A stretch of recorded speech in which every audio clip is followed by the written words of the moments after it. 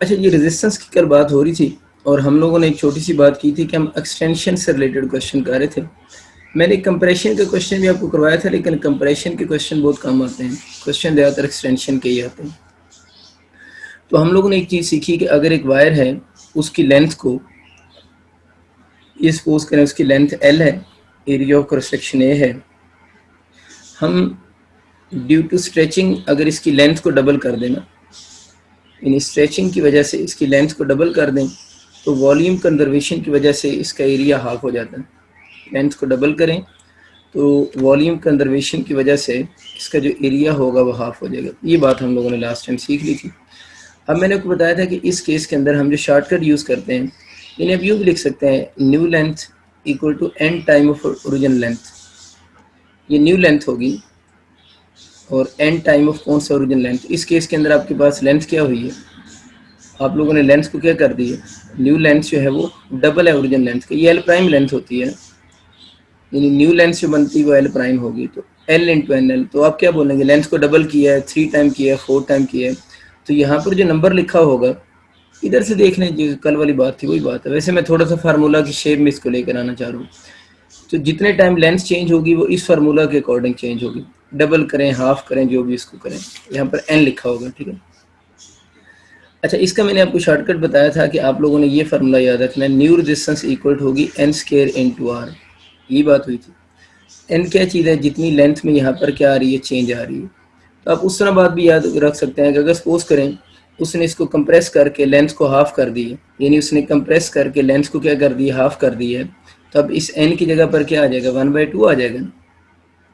ये कंप्रेशन का सवाल हो जाएगा कि अगर उसको कंप्रेस करके हाफ कर दिए है तो इस एन की जगह पर 1/2 आ जाएगा। तो वही आपको पता है R/4 रेजिस्टेंस हो जाएगी।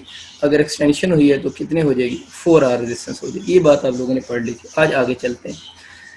देखिए, सपोज करें आपको क्वेश्चन आ गया है और उसमें आपको लेंथ के बारे में इंफॉर्मेशन नहीं गिवन। ये सवाल तो क्या था सारे कि what is the factor on resistance of the wire if we double its length by extension और if we half its length by extension. तो ये तो लेंथ के क्वेश्चन थे ना।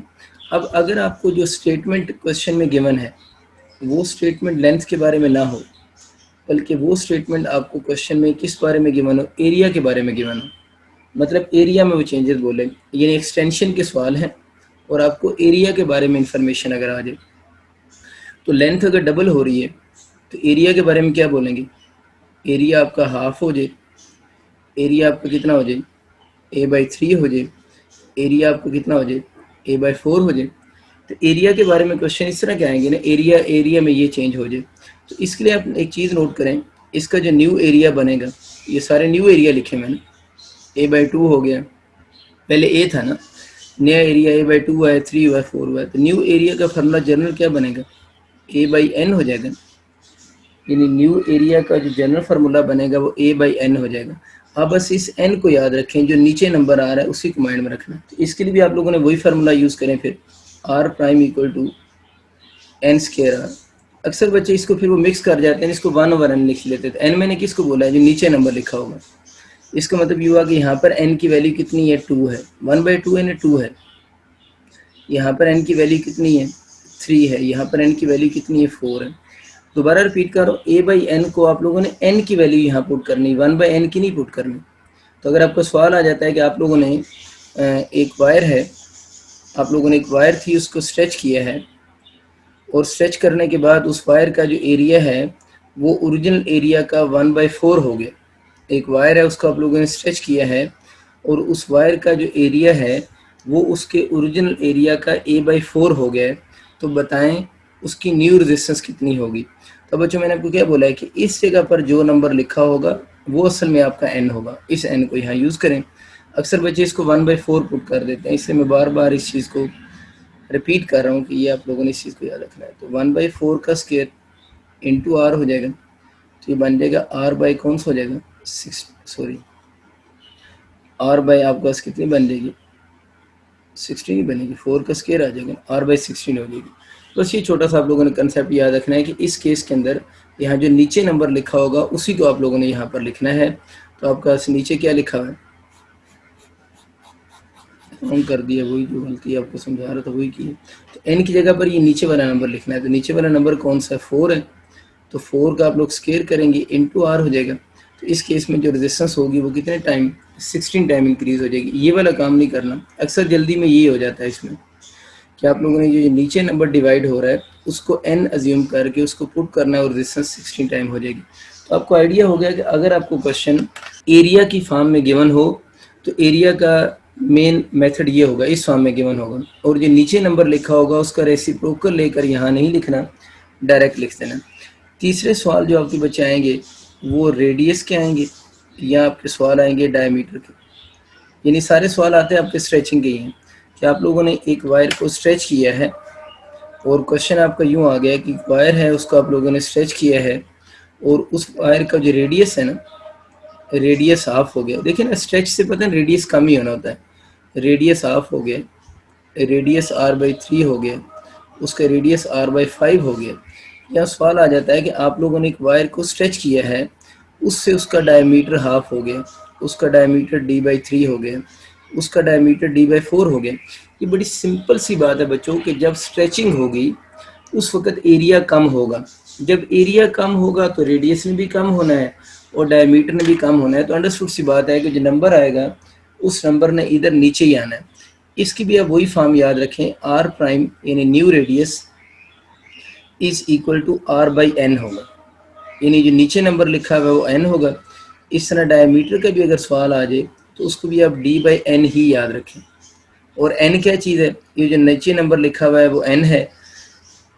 हम इसका रेसिप्रोकल नहीं लेंगे, हम इसको डायरेक्ट सॉल्व किया करेंगे। यानी हमारा जो नीचे वाला नंबर है वही n होता है, हम रेसिप्रोकल की फॉर्म में इसको नहीं लिखते। वैसे फार्मूले को रेसिप्रोकल की फॉर्म में भी समझाया जा सकता है, लेकिन मैं कोई भी फार्मूला क्योंकि रेसिप्रोकल में मैंने नहीं लिखा ताकि आपको फिर कन्फ्यूजन ना होना, क्योंकि पेपर में फिर मिक्स हो जाते हैं कि किसको ऊपर लिखना है और किसको रेसिप्रोकल में लिखना है। इसलिए मैंने n के मीनिंग बदल दिए। मैं n क्या है, जो नंबर है वही लिखना है जो जिस जगह पर भी आ रहा है। रेडियस के सवाल आ जाए या डायमीटर के सवाल आ जाएं, न्यू रेजिस्टेंस कैलकुलेट करने के लिए आप लोगों ने n की पावर 4 इंटू आर यूज़ करना। देखिए जो आप लोगों ने सवाल किए ना लेंथ और एरिया के, उसमें n स्क्वायर था, इसमें आप लोगों ने n स्क्वायर यूज़ नहीं करना, बल्कि इसमें आप लोग क्या यूज़ करेंगे, n की पावर 4 यूज़ करेंगे। सपोज करें मैं इस सवाल को हल करता हूँ कि आप लोगों ने एक वायर को स्ट्रेच किया और उसका रेडियस हाफ हो गया, तो न्यू रेजिस्टेंस बताएं कितनी होगी। तो n की जगह पर क्या आ जाएगा, 2। तो 2 की पावर कितनी यानी 4 याद रखना है, बाकी सब में 2 है। रेडियस और डायमीटर के फार्मूले में 4 आता है, इंटू आर हो गया। तो यहाँ से कितनी बन जाएगी, 16r बन जाएगी। तो ये थोड़ा मैंने डायरेक्ट शॉर्टकट इसका बता रहा हूँ, डेरिवेशन में इसकी तरफ जा नहीं रहा क्योंकि उस पर काफ़ी ज़्यादा फिर टाइम लग जाता है। तो आप लोग बेहतर है कि इस चीज़ को as it is direct form में याद रखेंगे। और यही चंद क्वेश्चन हैं, ठीक है ना, ये वाली चीज़ें हैं। और कल एक और अप्रोच मैंने आपको बताई थी कि समटाइम वो 16r की बजाय जो वायर होती है उसकी ओरिजिनल रेजिस्टेंस आपको गिवन होती है। तो अगर किसी क्वेश्चन में आपको वायर की ओरिजिनल रेजिस्टेंस गिवन हो तो ज़ाहिर है एंड वाला जो स्टेप होगा वो एक और स्टेप बढ़ जाएगा। आप उस आर की वैल्यू को जो भी आंसर आ रहा है उससे मल्टीप्लाई करके उनको फाइनल आंसर अपना बता देंगे। बस यही चीज़ आप लोगों ने करनी है। एक और क्वेश्चन क्वेश्चन 80 में अब उन्होंने दिया हुआ था इस साल कि वो ये पूछ रहे होते हैं, जिस तरह ये सवाल है ना, इसी सवाल को हल करते हैं तो वो कह देते हैं न्यू रेजिस्टेंस की ओरिजिनल रेजिस्टेंस साथ रेशियो बताओ। तो वही बात होती है ना, अगर इस न्यू रेजिस्टेंस की ओरिजिनल रेजिस्टेंस साथ रेशियो पूछ लेता है तो वो कितनी रेशियो बन जाएगी, 16:1 बन जाएगी। या समटाइम चेंज कर देता है कि न्यू रेजिस्टेंस की ओरिजिनल रेजिस्टेंस की न्यू रेजिस्टेंस साथ रेशियो बताओ, तो 1:16 हो जाएगी। तो समटाइम ये होता है, क्वेश्चन वही होता है जो मैंने आपको बताया है ना, लेकिन आखिरी स्टेप में उसने थोड़ी वर्डिंग चेंज की होती है। उस वर्डिंग चेंज होने की वजह से कुछ बच्चे गेस नहीं कर पा रहे होते कि इस सवाल को भी उसी प्रीवियस मेथड से ही सॉल्व करना है। तो एंड पे ओरिजिनल रेजिस्टेंस का एग्जैक्ट क्वेश्चन आ जाए, उसकी वैल्यू पूछने के क्वेश्चन आ सकते हैं, और फिर आपको मैंने बताया कि इसकी रेशो के भी क्वेश्चन आ सकते हैं। तो ये आपको अटैम्प्ट करने आने चाहिए। अगर आपको याद हो तो कल हमारी बात जो हो रही थी, हम इस फार्मूले से थोड़ा डेविएट हो गए थे। कल हम पढ़ रहे थे रो एल ओवर ए। इस बच्चों मैंने काफ़ी सारी बातें एल और ए पे कर दी हैं, एक्सटेंशन के क्वेश्चन भी कर लिए, बाकी भी कर लिए। अब इस रो की बात करते हैं ना। यहाँ पर जो रो लिखा हुआ है, इस रो का एक नेम जो होता है वो तो होता है स्पेसिफिक रेजिस्टेंस। इसको स्पेसिफिक रेजिस्टेंस भी कहते हैं, या इसका जो अदर नेम होता है उसको हम रेजिस्टिविटी भी कहते हैं। इसको हम स्पेसिफिक रेजिस्टेंस भी कहते हैं और इसको हम लोग जो है वो नाम रेजिस्टिविटी का भी नाम दे रहे होते हैं। अगर हम इसके फार्मूला की बात करें ना रेजिस्टिविटी के, तो रेजिस्टिविटी का फार्मूला यहाँ से क्या बनेगा, रो का आर ए बाई एल होगा, आर ए बाई एल होता है, आर की यूनिट ओहम, एरिया की मीटर स्क्वायर, लेंथ की मीटर। तो इस रेजिस्टिविटी की यहाँ से यूनिट जो बनती है वो ओहम मीटर होती है, यूनिट इसकी ओहम मीटर बनती है।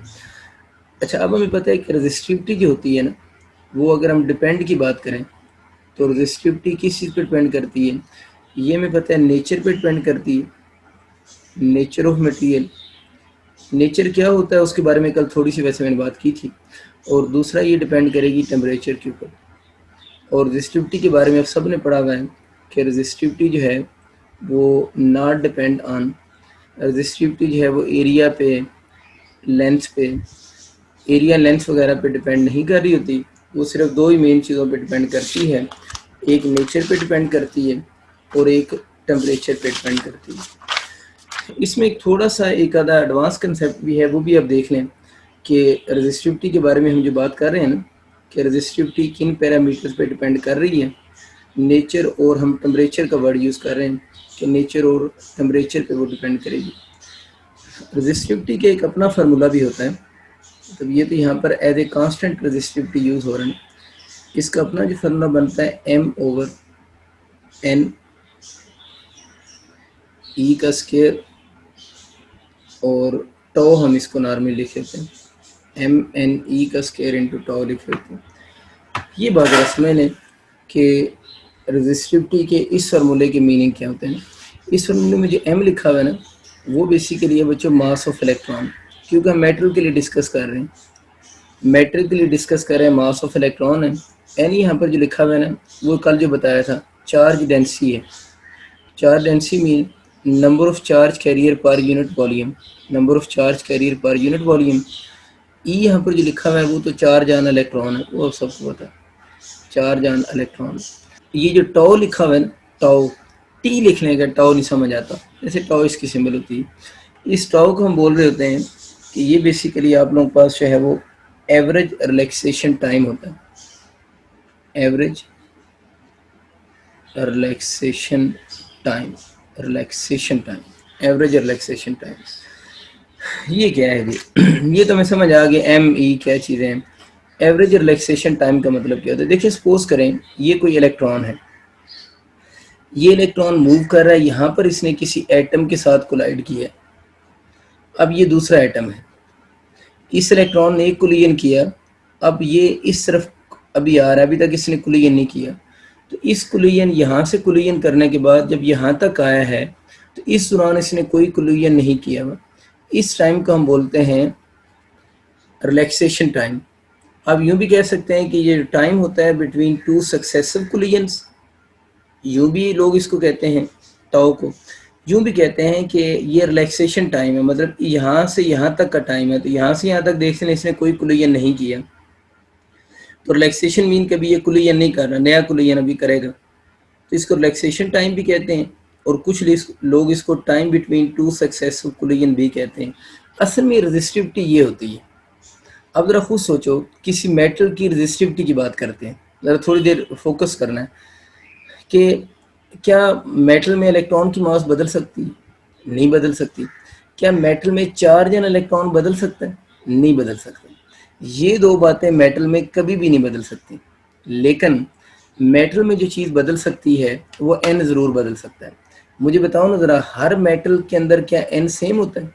हर मेटल का एन सेम नहीं होता।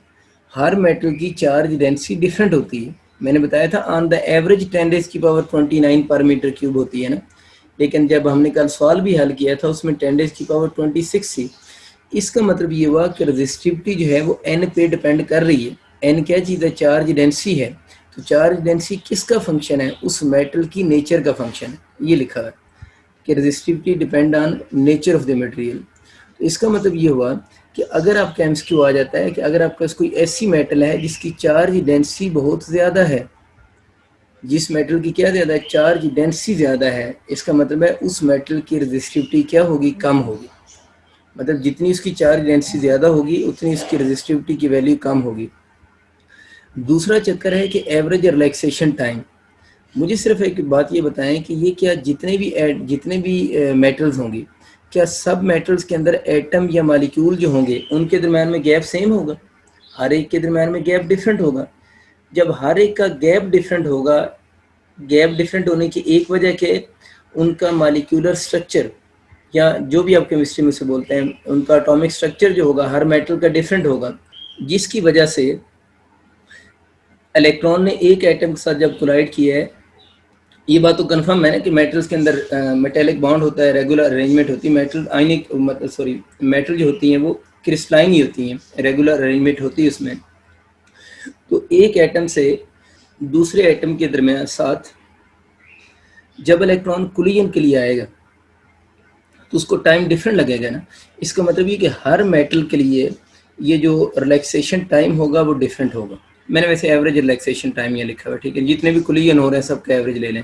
इधर टाउ 1 एक नेक्स्ट कोलिजन हुआ है उसको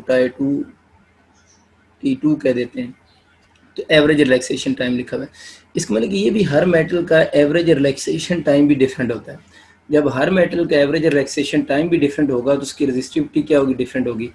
एक तो ये जो टाउ है ना, इसका तल्लक किसके साथ है, इसका तल्लक है कि उसके क्रिस्टलाइन स्ट्रक्चर लफ्ज़ लिख देता हूँ। एक तो इसका तल्लक क्रिस्टलाइन स्ट्रक्चर के साथ है, दूसरा इसका जो मेन लिंक मैं अक्सर कहता होता हूँ ना, ये रिलैक्सेशन टाइम का जो मेन लिंक होता है। देखिए अगर इलेक्ट्रॉन का टेम्परेचर कम हो, इलेक्ट्रॉन पर थर्मल वाइब्रेशन भी तो होती है ना, अगर उसका टेम्परेचर कम होने का मतलब क्या है कि वो स्लो मूव करके आएगा, स्लो आएगा ना इधर से।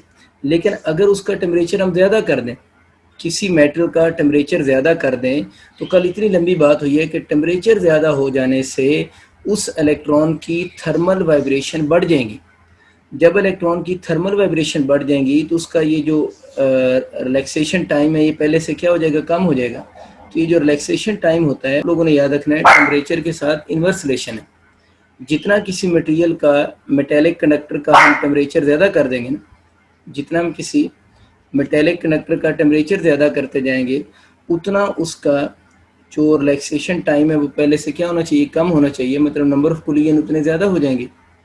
तो इसका मतलब ये हुआ कि अगर आपका क्वेश्चन आ जाता है कि रेजिस्टिविटी डिपेंड किस पे करती है, अगर ऑप्शन में चार्ज डेंसिटी भी लिखा हो और रिलैक्सेशन टाइम भी लिखा हो तो हम ये चीज़ भी चूज़ कर लेंगे ना। और रिलैक्सेशन टाइम का जो मेन लिंक है वो किसके साथ है, टेम्परेचर के साथ है। तो ये मैंने लिखा हुआ है, जो रेजिस्टिविटी होगी वो डिपेंड ऑन टेम्परेचर, की जो रेजिस्टिविटी है वो टेम्परेचर पे डिपेंड करती है। अगर आप टेम्परेचर चेंज करेंगे तो रेजिस्टिविटी फिर भी क्या होगी, चेंज होगी। उम्मीद है आपको बात क्लियर हो चुकी होगी। और मेटेलिक कनेक्टर में खैर रिलेशन तो मैं बाद में बना देता हूँ, टेम्परेचर का वैसे इसका डायरेक्ट ही बनता है, लेकिन वो चीज़ डेफिनेटली भी हम बाद में देखें। आपको थोड़ा बहुत आइडिया हो गया कि इसका आपस में लिंक कैसे एग्जिस्ट करता है। तो इसमें अब आपको समझ आ गया कि जो रेजिस्टिविटी है वो किन फैक्टर पे डिपेंड करती है और उसके किस टाइप के आपके क्वेश्चन आ सकते हैं। बाकी अगर क्वेश्चन आपका ये आ जाता है कि if we double the area of cross section, if we double the area of cross section of conductor, if we double the area of cross section of conductor, कि अगर हम कंडक्टर का area of cross section double कर दें तो बताएं उसकी resistivity पे क्या फ़र्क पड़ेगा। तो अब आप ज़्यादा कॉन्फिडेंट हैं बात करने में ना, क्योंकि अब आप लोगों ने उसकी एग्जैक्ट लॉजिक सीख ली है। देखिए अगर आप कंडक्टर का area of cross section double कर देते हैं तो क्या मास ऑफ इलेक्ट्रॉन बदल जाएगी, क्या चार्ज डेंसिटी बदल जाएगी, क्या चार्ज एंड इलेक्ट्रॉन बदलेगा। उसी मटेरियल का area of cross section double किया है तो क्या उसके एटम्स की अरेंजमेंट बदल जाएगी, कुछ भी नहीं बदलेगी ना। तो इसका मतलब ये है कि अब यहाँ से बात करें कि जो रेजिस्टिविटी होगी उसके ऊपर किसी तरह का कोई इफेक्ट नहीं होगा। और रेजिस्टिविटी पे किसी तरह का कोई इफेक्ट क्यों नहीं हो रहा, वो आपके सामने है कि रेजिस्टिविटी। तो अब मुझे बताओ ना, रेजिस्टिविटी पे कोई इफेक्ट होना चाहिए नहीं होना चाहिए। अब देखने यहाँ से रेजिस्टिविटी किसी भी ऐसे पैरामीटर पे डिपेंड नहीं करती। इसका मतलब ये होगा कि अगर वो कहते हैं फिर double the area of cross section of conductor, तो रेजिस्टिविटी पे क्या इफेक्ट होगा, हम बोल देंगे इस केस में रेजिस्टिविटी पे नो इफेक्ट होगा, रेजिस्टिविटी पे किसी तरह का कोई इफेक्ट नहीं हो रहा होगा। तो ये अब आपको चीज़ें आइडिया होगी कि लेंथ के क्वेश्चन आ जाएं या उसके क्वेश्चन आ जाएं तो आप उसको इसी सिंपल मेथड से बहुत ईजिली सॉल्व कर सकते हैं, क्योंकि इन दोनों के चेंज होने से रेजिस्टिविटी वगैरह पे कोई इफेक्ट नहीं होगा। अब अगर हम इसको डिफ़ाइन करना चाहें ना कि हम रेजिस्टिविटी को अगर डिफ़ाइन करते हैं कि रेजिस्टिविटी होती क्या है, तो डिफ़ाइन हम इसको इस तरह कर सकते हैं कि एक तो इसकी डेफिनेशन ये है ना कि जो अभी आपकी जो रिसेंट केपीके की बुक में से लिखी, सपोज करें एक वायर है जिस वायर की लेंथ 1 मीटर है ना, और उस वायर का जो एरिया ऑफ क्रॉस सेक्शन है, उस वायर का एरिया ऑफ क्रॉस सेक्शन जो है वो 1 मीटर स्क्वायर है। अब जब इस वायर में से करंट गुजरेगा जिसकी लेंथ 1 मीटर होगी, area of cross section 1 metre square होगा, तो जितनी ये रेजिस्टेंस ऑफर करेगा उस रेजिस्टेंस को हम क्या बोलेंगे, रेजिस्टिविटी कहेंगे या स्पेसिफिक रेजिस्टेंस कहेंगे। तो इसका हम यूँ डिफाइन करते हैं कि रेजिस्टिविटी क्या चीज़ है, ये रेजिस्टेंस है, resistance offered bye substance, resistance offered by a substance of length 1 meter and area of cross section 1 metre square, और जिसका area of cross section 1 metre square हो, जितनी वो रेजिस्टेंस ऑफर करेगा उसका हम रेजिस्टिविटी कहेंगे। या इसके लिए जो ज़्यादा कॉमन वर्ड यूज़ होता है वो क्यूब से इसको लोग डिफाइन करते हैं कि सपोज करें ये क्यूब है और इस क्यूब की जो लेंथ है वो भी 1 मीटर है, इसकी विड्थ भी 1 मीटर है, इसकी हाइट भी 1 मीटर है, और इसका एरिया क्या बनेगा, 1 मीटर स्क्वायर बनेगा ना। तो इसको यूँ भी लोग डिफाइन कर देते हैं कि रेजिस्टिविटी क्या चीज़ है, ये रेजिस्टेंस होती है offered by a cube of volume 1 metre cube. ठीक है, तो रेजिस्टेंस ऑफर्ड बाय क्यूब जिसका वॉल्यूम 1 मीटर क्यूब हो, उस रेजिस्टेंस को भी हम किसका नाम देंगे, स्पेसिफिक रेजिस्टेंस का नाम दे देंगे, या इसका जो अदर नेम होता है हम उसको रेजिस्टिविटी का नाम भी दे रहे होते हैं। ठीक है, अब अगर हम इसको टेम्परेचर के साथ इन चीज़ों को लिंक करना चाहें, इन्हें टेम्परेचर के साथ लिंक बनाना चाहें, बल्कि टेम्परेचर के साथ लिंक से पहले हम एक दो और चीज़ें छोटी छोटी पढ़ लेते हैं, फिर टेम्परेचर के साथ लिंक डेवलप करते हैं। एक टर्म बच्चों आप लोगों ने सुन रखी, कंडक्टेंस।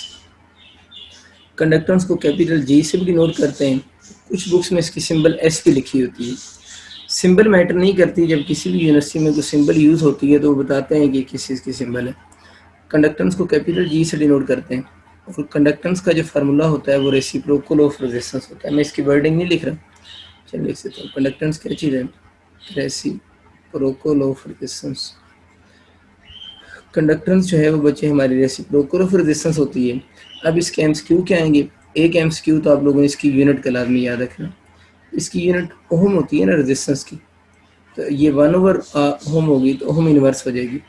एक इसका तरीका ये होता है कि आप इसको रिवर्स स्पेल कर दो, रिवर्स स्पेल करेंगे तो MHO बन जाएगा, MHO। मोह भी इसी की यूनिट है कंडक्टेंस की। एक कंडक्टेंस की यूनिट जो बनती है वो आप लोगों के पास सीमेन भी होती है, SIMON सीमेन, और साइंटिस्ट का नेम है इसलिए एस सिंबल में कैपिटल लिख देंगे, इन सिंबल में एस आप लोगों ने कैपिटल लिख देना। ठीक है, अच्छा अब इसका मतलब ये हुआ कि हमें समझ आ गया कि जो कंडक्टेंस है उसकी यूनिट ओम इनवर्स भी होती है, उसकी यूनिट मोह भी होती है, और उसकी यूनिट सीमेन भी होती है। और ये छोटी चीज़ याद रखें कि तीनों आपस में बराबर होती हैं। कुछ यूनिट्स होती हैं ना एक दूसरे के साथ कोई लिंक होता है, ये तीनों यूनिट्स आपस में इक्वल होंगी, और कंडक्टेंस को नॉर्मली हम जी से ही डिनोट करते हैं। नेक्स्ट इसके एमसीक्यू आते हैं, अगर इन दोनों को मल्टीप्लाई कर दें, यानी कंडक्टेंस और रेजिस्टेंस का प्रोडक्ट ले लें तो वो इक्वल टू 1 होगा। अब इस एक तो एमसीक्यू ज़्यादातर मैं बोल रहा था ना, एमसीक्यू इनके प्रोडक्ट के अक्सर आए होते हैं। एक तो बच्चे एमसीक्यू आता है कि इनके प्रोडक्ट की यूनिट क्या होगी, कंडक्टेंस और रेजिस्टेंस के प्रोडक्ट की यूनिट क्या होगी। तो एक दूसरे के रेसिप्रोकल हैं तो एक दूसरे को कैंसिल कर देंगे, तो इनका जो प्रोडक्ट होगा उस प्रोडक्ट की कोई यूनिट नहीं होगी, unit less and dimension less होगा, क्योंकि इसकी यूनिट इसको कैंसिल कर रही है। दूसरा वो ये पूछ रहा होता है कि इनके ऊपर इफेक्ट ऑफ टेम्परेचर क्या होगा। इफेक्ट ऑफ टेम्परेचर तो बड़ी आसान सी बात है कि ये दूसरे के रेसिप्रोकल हैं। अगर किसी केस में टेम्परेचर बढ़ाने से रेजिस्टेंस बढ़ रही है तो अंडरस्टूड है उसी केस में टेम्परेचर बढ़ाने से फिर कंडक्टेंस कम हो रही होगी, क्योंकि रेसिप्रोकल हैं। तो अगर एक चीज़ बढ़ती है टेम्परेचर बढ़ाने से, दूसरी कम हो रही है, तो प्रोडक्ट इनका इनके ऊपर इफेक्ट ऑफ टेम्परेचर की बात करेगा। तो आप लोगों ने याद रखना है इफेक्ट ऑफ टेम्परेचर में हम लिखेंगे no effect of temperature, no word याद रखना है कि इनके प्रोडक्ट के ऊपर टेम्परेचर का कोई इफेक्ट नहीं होता। फिर पूछता है कि इनका प्रोडक्ट कब 1 की इक्वल होगा, तो याद रखना है इन दोनों का प्रोडक्ट जो होता है वो ऑलवेज इक्वल टू 1 होता है, यानी इन दोनों का जो प्रोडक्ट होता है वो हमेशा 1 के इक्वल ही रहता है। यानी कंडक्टेंस और रेजिस्टेंस का प्रोडक्ट कभी भी चेंज नहीं होता, इन दोनों का जो प्रोडक्ट होगा वो ऑलवेज इक्वल टू 1 होगा। इस प्रोडक्ट के ऊपर कोई इफेक्ट ऑफ टेम्परेचर नहीं होगा, और इस प्रोडक्ट की कोई यूनिट ऑफ डायमेंशन नहीं होगी, कंडक्टेंस होती क्या है, रेसिप्रोकल ऑफ रेजिस्टेंस होती है। ये इसकी तीनों यूनिट्स हैं और तीनों यूनिट्स आपस में इक्वल होती है। यही बच्चों 2-4 बेसिक्स इसके एमसीक्यू बन सकते हैं। इसके बाद नेक्स्ट जो टर्म हम लोग डिस्कस करेंगे वो है कंडक्टिविटी। कंडक्टिविटी को हम बच्चे इस सिंबल से शो करते हैं, इसको भी सिग्मा ही कहते हैं। वैसे पता नहीं ये वाली सिंबल भी सिग्मा ही होती है, ये वाली जो सिंबल है, लेकिन कंडक्टिविटी के लिए ज़्यादातर हम जो सिंबल यूज़ करते हैं ये वाला सिग्मा यूज़ करते हैं, वो वाली यूज़ नहीं करते। कंडक्टिविटी की अगर हम बात करें तो कंडक्टिविटी बच्चे होती है reciprocal of resistivity is called conductivity. Reciprocal of resistivity को हम कंडक्टिविटी कहते हैं। वही बात का अगर हम इसकी पहले यूनिट लिख लें तो रेजिस्टिविटी के भी थोड़ी देर पहले मैंने आपको यूनिट पढ़ाई थी, ओम मीटर होती है ना, तो ये क्या बन ओम मीटर इनवर्स हो जाएगी। अगर हम इसको ओम का तो ऑर्डर बदला जा सकता है ना, इसको क्या लिख सकेंगे एम एच ओ मोह हो जाएगा। अब इसके ऊपर इन्वर्स नहीं आएगा मोह के ऊपर, लेकिन मीटर के ऊपर ज़रूर इन्वर्स आएगा, मोह मीटर इन्वर्स हो जाएगा। और मोह कभी हम लोगों ने पढ़ा, हम क्या लिख सकते हैं साइमन भी लिख सकते हैं, तो साइमन मीटर इन्वर्स हो जाएगा। ये तीनों यूनिट्स जो हैं वो कंडक्टिविटी की यूनिट हैं। और वही बातें बच्चों पुरानी हो जाएंगी कि कंडक्टिविटी और इसका जो प्रोडक्ट होगा उसकी अगर बात करेंगे तो प्रोडक्ट जो होगा, पहला एमसीक्यू मैंने क्या लिखवाया था, ऑलवेज इक्वल टू 1 होगा, यानी इनका प्रोडक्ट हमेशा 1 की इक्वल होता है। इस प्रोडक्ट के ऊपर नो इफेक्ट ऑफ टेम्परेचर, इन दोनों का जो प्रोडक्ट होता है उस पर टेम्परेचर, इस पूरे प्रोडक्ट की बात हो रही है, इस पे कोई इफेक्ट ऑफ टेम्परेचर नहीं होगा। और इस प्रोडक्ट की नो यूनिट एंड डायमेंशन, इन दोनों का जो प्रोडक्ट होगा इसकी भी कोई यूनिट और डायमेंशन नहीं होगी। ये बस सिंपल सा कंसेप्ट है जो बच्चों आप लोगों ने याद रखना है। इसके बाद अब हम बात कर सकते हैं टेम्परेचर की, क्योंकि अब हम थोड़ा ज़्यादा क्वांटिटी पढ़ चुके हैं, तो इफेक्ट ऑफ टेम्परेचर समझना या उसको लिखना हमारे लिए ज़्यादा बेहतर होगा। इफेक्ट ऑफ टेम्परेचर की अगर हम सबसे पहले बात करें तो कंडक्टर्स को देख लेते हैं कि कंडक्टर्स के ऊपर इफेक्ट ऑफ टेम्परेचर कैसा होगा। एक्सप्लेन नहीं करूँगा, ऑलरेडी आप सबको पता है। जो टेम्परेचर है ना उसका रेजिस्टेंस ऑफ कंडक्टर के साथ भी डायरेक्ट रिलेशन है, रेजिस्टिविटी ऑफ कंडक्टर के साथ भी डायरेक्ट रिलेशन है। अगर रेजिस्टेंस का डायरेक्ट रिलेशन है तो कंडक्टेंस का तो क्या होगा, फिर इन्वर्स होगा ना, क्योंकि इन दोनों का आपस में इन्वर्स है। अगर रेजिस्टिविटी के साथ डायरेक्ट है तो फिर कंडक्टिविटी के साथ क्या होगा, इन्वर्स रिलेशन होगा।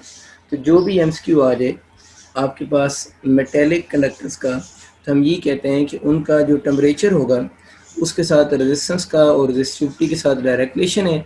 टेम्परेचर का कंडक्टेंस और कंडक्टिविटी के साथ जो होगा वो इन्वर्स रिलेशन होगा। अब एमसीक्यू इंक्रीज और डिक्रीज के आते हैं, वो आप लोग बच्चों खुद कर सकते हैं, ठीक है। इसी तरह अगर हम बात करें ना सेमी कंडक्टर्स की, अगर हम सेमी कंडक्टर्स की बात करें, वैसे केपीके की बुक में उसने सेमी कंडक्टर के साथ साथ इलेक्ट्रोलाइट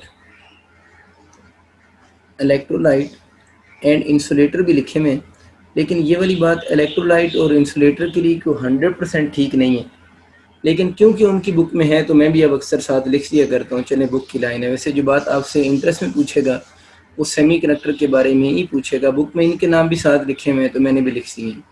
जो सेमी कंडक्टर्स होते हैं उनकी अगर बात की जाए तो उनकी जो टेम्परेचर होगा ना, सेमी कंडक्टर का जब हम टेम्परेचर बढ़ाएंगे तो उनकी रेजिस्टेंस के साथ और उनकी रेजिस्टिविटी के साथ टेम्परेचर का इन्वर्स रिलेशन होगा।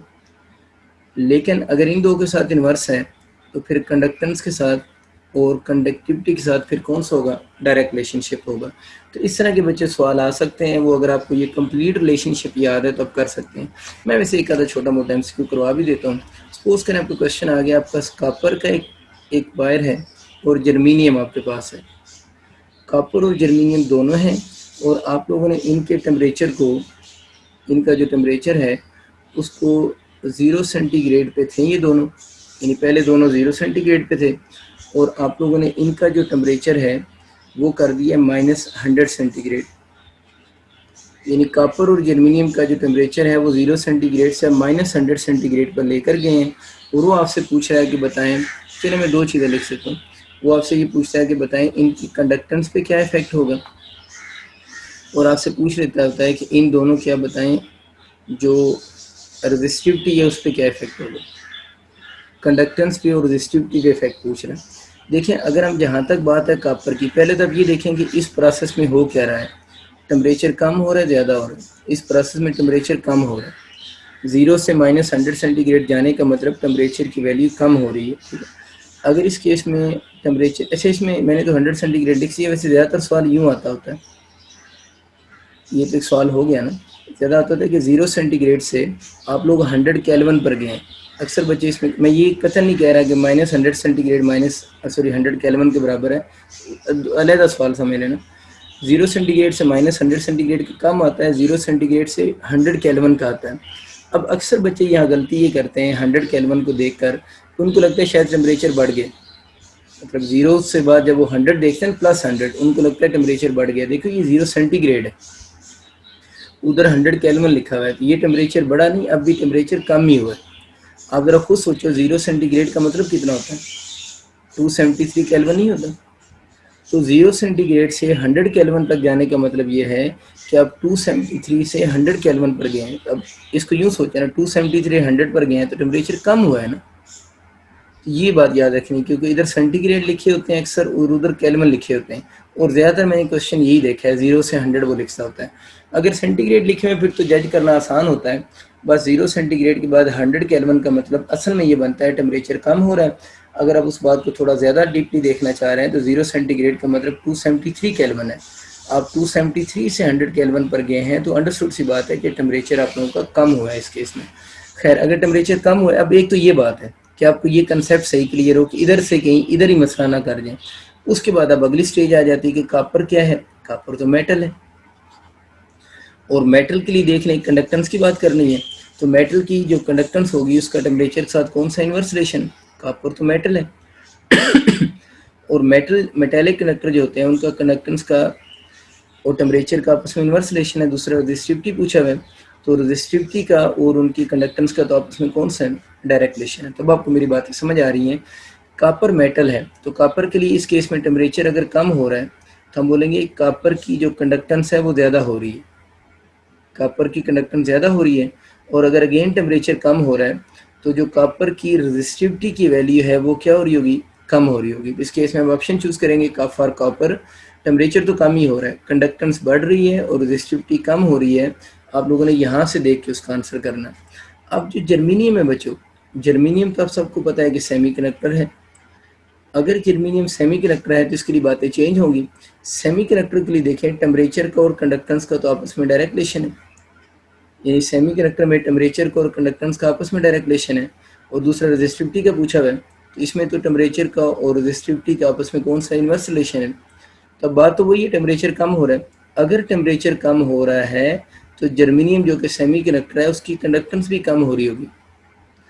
देखें इसकी कंडक्टेंस ज़्यादा हो रही है कॉपर की, लेकिन सिलिकॉन या जर्मीनियम जो भी है, या सिलिकॉन का क्वेश्चन आता है या जर्मीनियम का आता है, उसकी कंडक्टेंस कम हो रही होगी। टेम्परेचर के कम हो जाने से उसकी जो रेजिस्टिविटी की वैल्यू होगी वो ज़्यादा हो रही होगी। तो ये बस चंद चीज़ें आप लोगों ने याद रखनी है कि इस टाइप के क्वेश्चन आ सकते हैं। एक तो टेम्परेचर जजमेंट में मसला बनता है, अगर आपको टेम्परेचर सही जज हो गया है तो ये इक्वेशन याद रखना कोई इतना मुश्किल काम नहीं है, आप इस इक्वेशन को ईजिली याद रख सकते हैं। एक आधा और मैं इसका एमसीक्यू करवा देता हूँ आपको जो कॉमनली आ रहा होता है।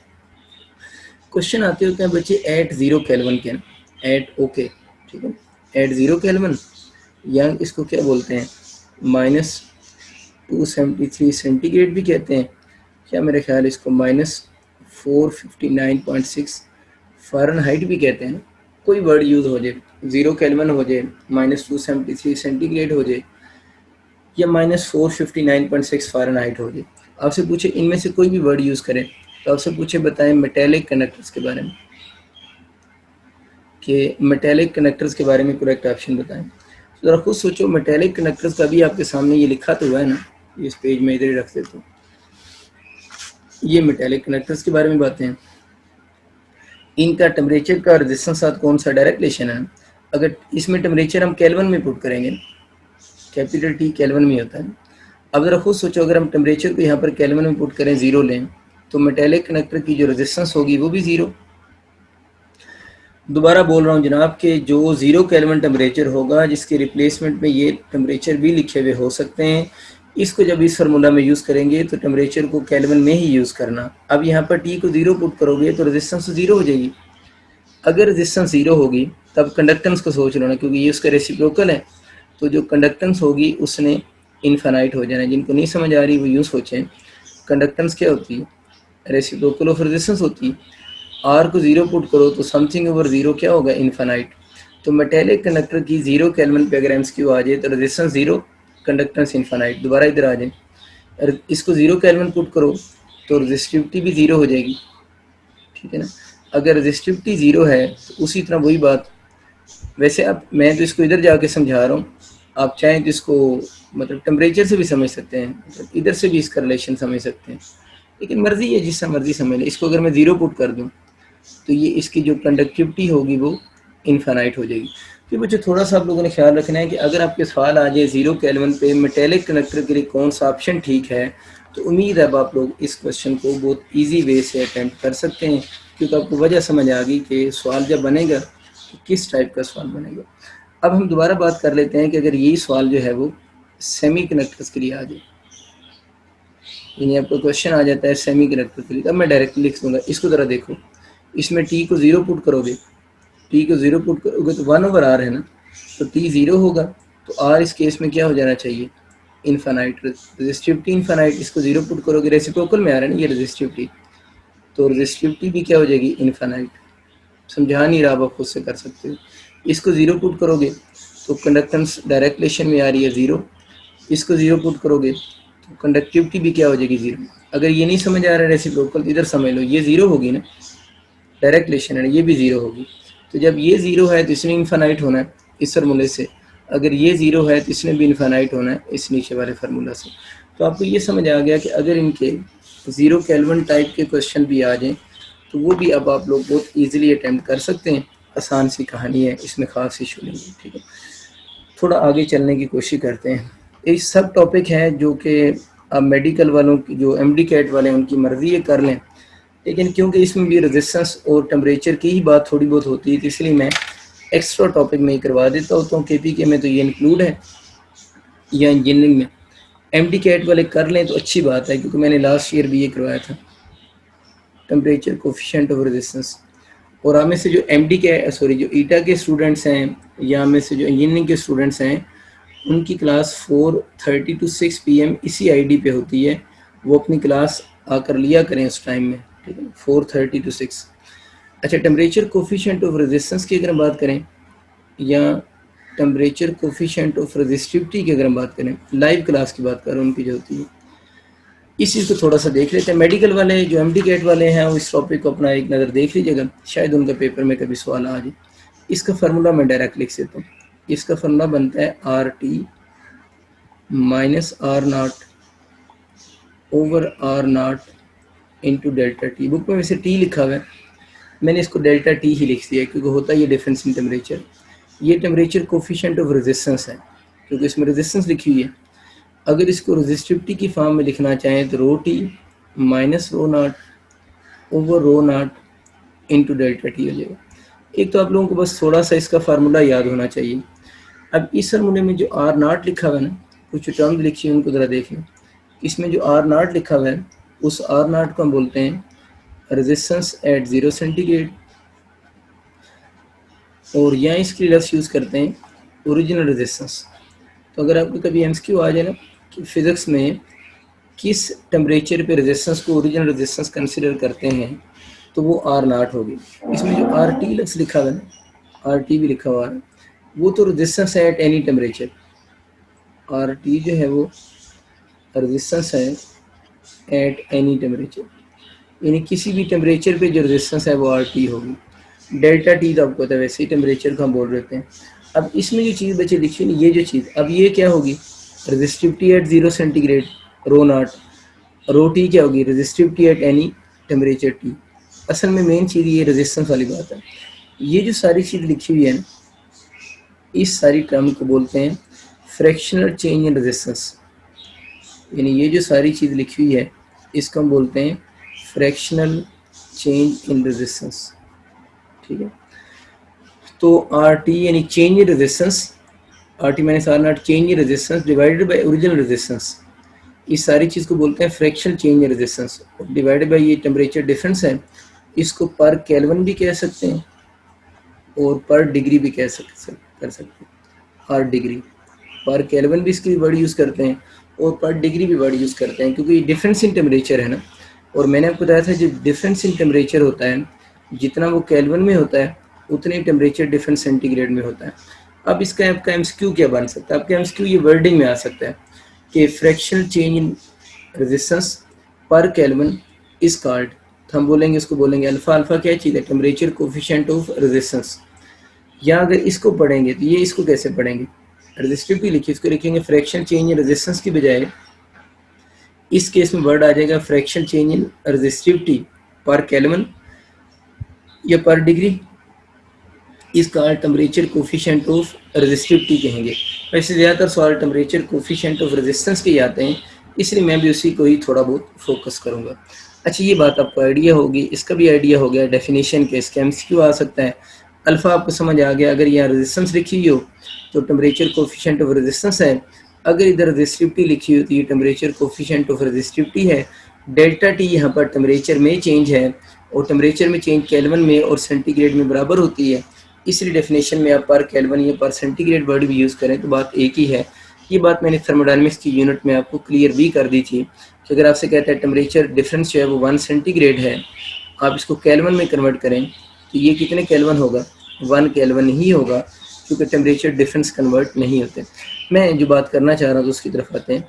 असल में इसका जो क्वेश्चन आ सकता है ना, वो ये आ सकता है आपसे सवाल पेपर में, अगर न्यूमेरिकल का भी देगा तो आपसे पूछेगा कि आप ये बताएं फ्रैक्शनल चेंज रेजिस्टेंस बताएं। यानी क्वेश्चन आपको ये देगा कि आप फ्रैक्शनल चेंज रेजिस्टेंस बताएं। तो देखो फ्रैक्शन चेंज रेजिस्टेंस क्या होती है? R T minus R naught over R naught होती है। ये बतानी है तो ये कैसे बताएंगे? अल्फा इंटू डेल्टा टी होगा।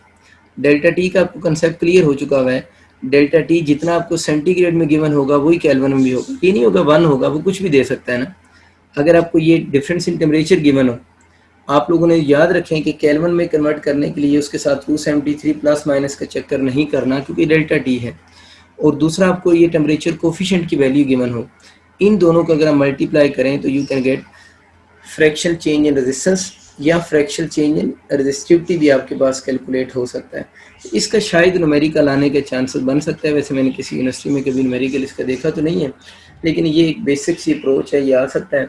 इसका एक ही दफ़ा मैंने एक यूनिवर्सिटी में क्वेश्चन देखा तो उसने प्रोडक्ट लिखा हुआ था कि the product of temperature coefficient of resistance and difference in temperature is equal to, तो उसका ऑप्शन ये था कि फ्रैक्शन चेंज इन क्या था? रेजिस्टेंस। आप लोगों ने ऑप्शन चूज़ करना था।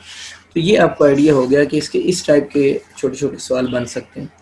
अगर हम इसी बात को बच्चों आगे फर्दर कंटिन्यू करें तो फार्मूले से यूनिट बना लेना। मैंने यूनिट बनाना आपको क्या सिखानी है, सबको आती है। दोनों केस में फ्रैक्शन चेंज या रेजिस्टेंस हो या रेजिस्टिविटी हो, इसकी यूनिट पर केल्विन बनती है। अगर हम इसकी टाइप्स की बात करें अल्फ़ा की, टेम्परेचर कोएफिशिएंट की, तो अल्फ़ा की 2 टाइप्स होती है। एक पॉजिटिव अल्फ़ा होता है, एक नेगेटिव अल्फ़ा होता है। पॉजिटिव अल्फ़ा को बोलते हैं पीटीसी, यानी positive temperature coefficient of resistance, और NTC negative temperature coefficient of resistance. Negative temperature coefficient of resistance alpha, positive temperature coefficient of resistance. याद रखना होता है कि जो टेम्परेचर कोफिशिएंट है उसकी वैल्यू पॉजिटिव होती है फॉर मेटेलिक कंडक्टर, यानी जितने भी मेटेलिक कंडक्टर्स होते हैं उनके लिए अल्फ़ा पॉजिटिव होता है, और जो सेमी कंडक्टर्स होते हैं, सेमी कंडक्टर्स के लिए अल्फ़ा नेगेटिव होगा। और सेमी कंडक्टर के साथ साथ ग्रेफाइट के लिए भी अल्फ़ा नेगेटिव ही लेते हैं।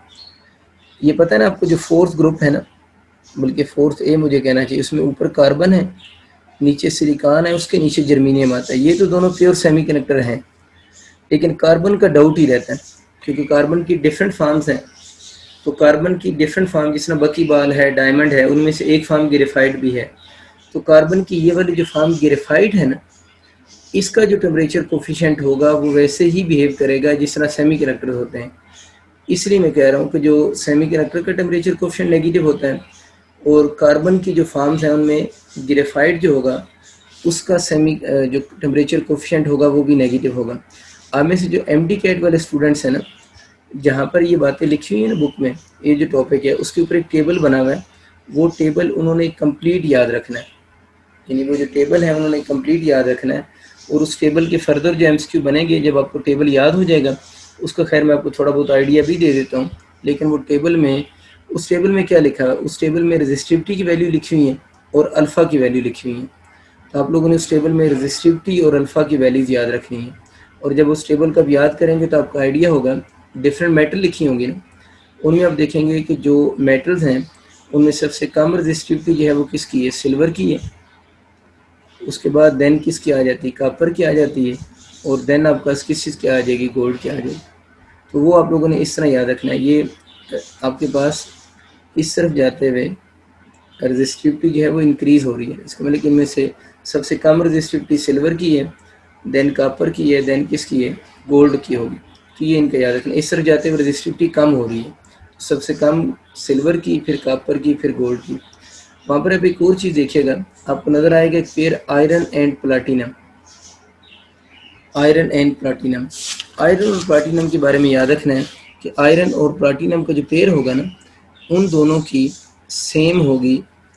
उन दोनों की क्या चीज़ सेम है, रेजिस्टेंस भी सेम है, रेजिस्टिविटी भी सेम है, और उनके अल्फ़ा की वैल्यू भी सेम होगी। याद रखना है कि अगर आज ना कौन सा ऐसा पेयर है जिसकी रेजिस्टेंस रेजिस्टिविटी वगैरह सेम है, मेनली तो हम इन्हीं दो को डिस्कस करते हैं, सेम होगी। तो रेजिस्टेंस और रेजिस्टिविटी जो है वो आयरन और प्लाटिनम की सेम होती है। ये जो मैंने बोला ना, उस टेबल से अल्फ़ा की वैल्यूज़ आप लोगों ने याद रखनी है। तो अल्फ़ा की वैल्यूज़ जो हैं वो आप लोगों ने जो लाजमी याद रखनी है, वो सेमी कंडक्टर की जो वैल्यूज़ होंगी वो लाजमी याद कर लेना। और आप उस टेबल से देखेंगे सेमी कंडक्टर के अल्फ़ा की वैल्यूज़ नेगेटिव होंगी। तो ये कुछ उस टेबल से इंफॉर्मेशन बेस्ड एमसीक्यू बनते हैं, ये आप लोगों ने उसके थोड़े से देख लेने हैं। शायद आपको इतना क्लियर नज़र नहीं आ रहा होगा वैसे ये टेबल, ये वाला वो टेबल है 13.1 में।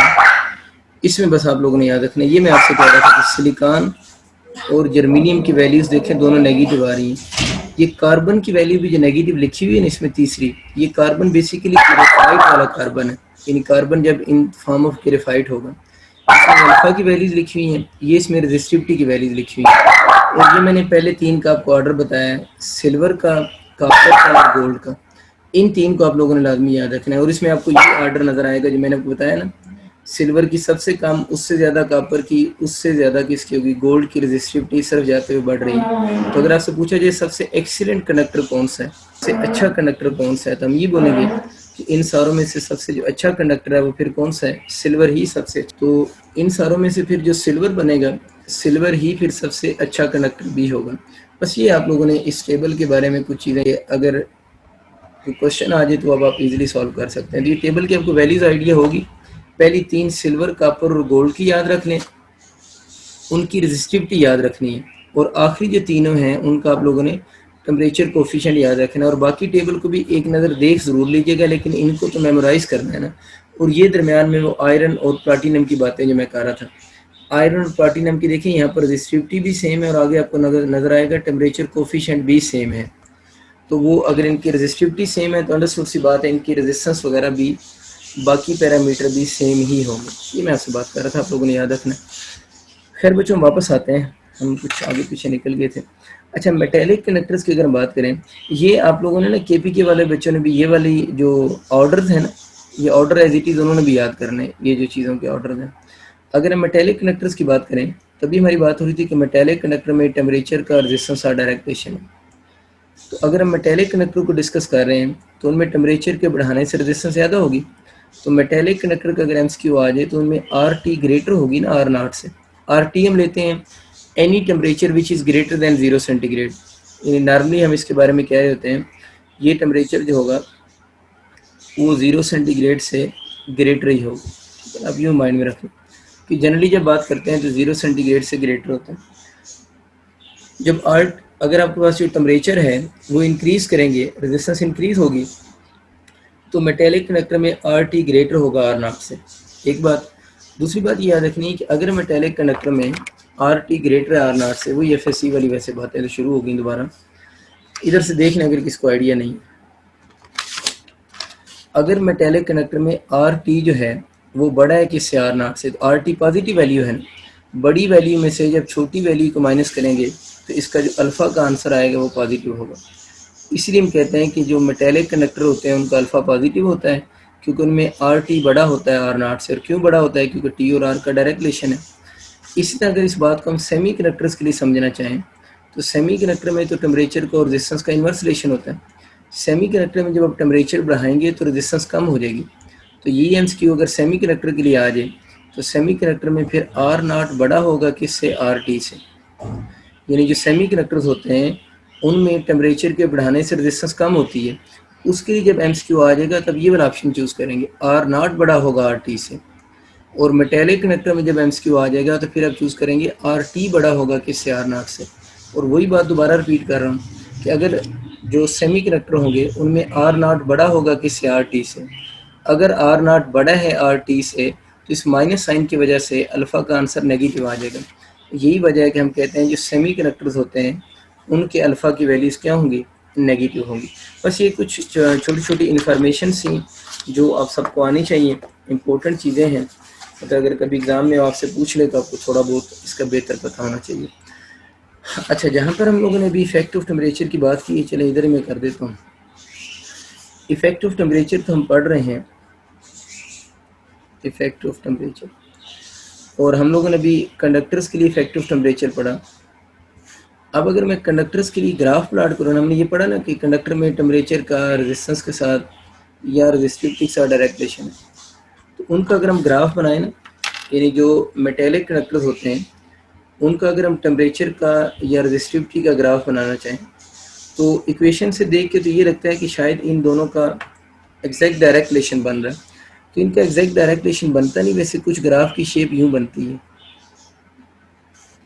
यानी जो मेटेलिक कंडक्टर्स होते हैं अगर उनमें कभी पूछे ना कि ग्राफ की शेप क्या होगी तो ये वाली शेप बनती है, ठीक है ना। वो लीनियर ग्राफ नहीं बनता, यानी स्ट्रेट लाइन नहीं बनती। वैसे उसने जो पंजाब की बुक है ना, आपकी जो पंजाब की बुक है उसमें उसने एक ग्राफ बनाया हुआ है कापर के लिए। उसने कापर के लिए जो ग्राफ बनाया हुआ है ना, रेजिस्टिविटी वर्सेस टेम्परेचर बनाया हुआ है, उसने यूँ बनाया हुआ है कि शुरू में ग्राफ स्ट्रेट लाइन होती है, लेकिन जब टेम्परेचर थोड़ा हाई हो जाता है तो ये वाला ग्राफ यूँ बेंड होना शुरू हो जाता है, ठीक है। वैसे ज़्यादातर बुक्स में ग्राफ इस तरह बनाए जाते हैं मेटेलिक कंडक्टर्स के, लेकिन पंजाब की बुक में कापर के लिए जो ग्राफ बनाया हुआ है शुरू में उसने लीनियर रिलेशन चूज़ किया हुआ है, और उसके बाद वो कहते हैं जब टेम्परेचर थोड़ा हाई हो जाता है, जब टेम्परेचर थोड़ा हाई हो जाता है तो फिर थोड़ी सी भी टेम्परेचर में चेंज से रेजिस्टिविटी में मच मोर चेंज आती है। तो अगर ये दोनों ग्राफ आ जाए तो मैं इनके ऊपर प्रेफरेंस ऑर्डर लिख सकता हूँ कि मेटेलिक कंडक्टर में कौन सा ग्राफ करेक्ट होगा, तो आप प्रेफर इसको करेंगे। अगर ये ऑप्शन में नहीं होगा तो दूसरे नंबर पे इसको प्रेफर कर लेना। मतलब इन दोनों ग्राफ्स में अगर ये वाला आ जाए तो इसको आप लोगों ने प्रेफर कर लेना। तो ये मैं समझ आ गया है कि टेम्परेचर को और अच्छा रेजिस्टिविटी लिखो या रेजिस्टेंस को फ़र्क नहीं पड़ता। तो मैं समझ आ गया कि शुरू में थोड़ी देर के लिए डायरेक्ट रिलेशन रहता है, लेकिन उसके बाद टेम्परेचर में थोड़ी सी भी चेंज से जो रेजिस्टिविटी है उसमें सिग्निफिकेंट चेंज आना शुरू हो जाती है। और प्रेफरेंस का मैंने आपको ऑर्डर बता दिए कि प्रेफरेंस का ऑर्डर आप लोगों ने किस तरह यूज़ करना है। और इसमें थोड़ा सा मसला है बस वो बुक्स की वजह से ना, मतलब ज़्यादातर बुक्स में वो जो मैंने ग्राफ बनाया वो यूज़ होता है, पंजाब की बुक में उसने थोड़ा चेंज बनाया तो मैंने वो भी बना दिया। अगर हम सेमी कंडक्टर्स के लिए इसी बात को डिस्कस कर लें, जो सेमी कंडक्टर्स होते हैं, सेमी कंडक्टर की आपको मैंने बताया था कि टेम्परेचर का और रेजिस्टिविटी का आपस में इन्वर्स रिलेशन है। इसमें अगर इन्वर्स रिलेशन है तो इसका ग्राफ कुछ यूँ बनेगा, ये रेजिस्टिविटी होगी, ये टेम्परेचर हो गया। इनके अगर हम ग्राफ्स की बात करें तो इनके ग्राफ की शेप कुछ यूँ बनती है, ये होगी ग्राफ की शेप। और जैसे जैसे टेम्परेचर ज़्यादा करेंगे, इनकी अगर हम रेजिस्टिविटी की बात करेंगे तो टेम्परेचर के ज़्यादा करने से इनकी रेजिस्टिविटी कम होती जाएगी। एक और चीज़ मैं आपको पढ़ा रहा हूँ स्पेशल केस के लिए, इसके शायद किसी यूनिवर्सिटी में एमसीक्यू आ जाए, वैसे कम ही आते हैं। स्पेशल केस ये है कि कुछ अलॉयज़ ऐसे हैं, अलॉयज़ सबको मुझसे बेहतर आते हैं अलॉयज़ केमिस्ट्री में, कम्बिनेशन ऑफ मेटल से बनते हैं, मेटल्स को कंबाइन करने से। अलॉयज़ किससे बनते हैं, मेटल से बनते हैं। इनमें से कुछ अलॉयज़ ऐसे हैं जिसमें से एक निक्रोम है, अलॉयज़ में से एक निक्रोम बहुत कॉमन है, एक MENG मैग्नन इससे पढ़ते हैं, एक मैग्नन है, एक और बड़ा कॉमन है कॉन्स्टेंटन।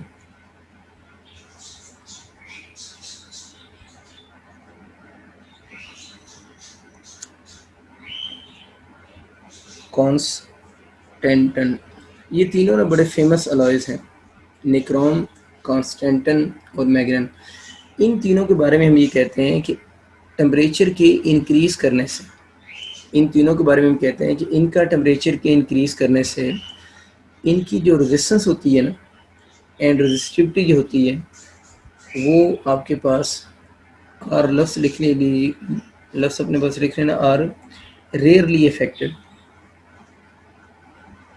ये यूँ समझने कि इनकी रेजिस्टिविटी या रेजिस्टेंस में जो चेंज होगी वो अप्रोक्सीमेट इक्वल टू ज़ीरो होगी, यानी रेजिस्टेंस में चेंज या रेजिस्टिविटी में change approximate equal to zero होगी। इसका मतलब ये हुआ कि इनकी रेजिस्टेंस या रेजिस्टिविटी में जब चेंज ज़ीरो होती है तो इनकी रेजिस्टेंस या रेजिस्टिविटी ऑलमोस्ट क्या रहती है, कांस्टेंट रहती है। तो अगर आपको कभी एमसीक्यू आ जाए ना, वो कौन से मटेरियल्स हैं जिनका टेम्परेचर के इंक्रीज़ करने से उनकी रेजिस्टेंस या रेजिस्टिविटी पे एज सच कोई इफेक्ट नहीं होता, तो वो बेसिकली यही तीन अलॉयज़ हैं।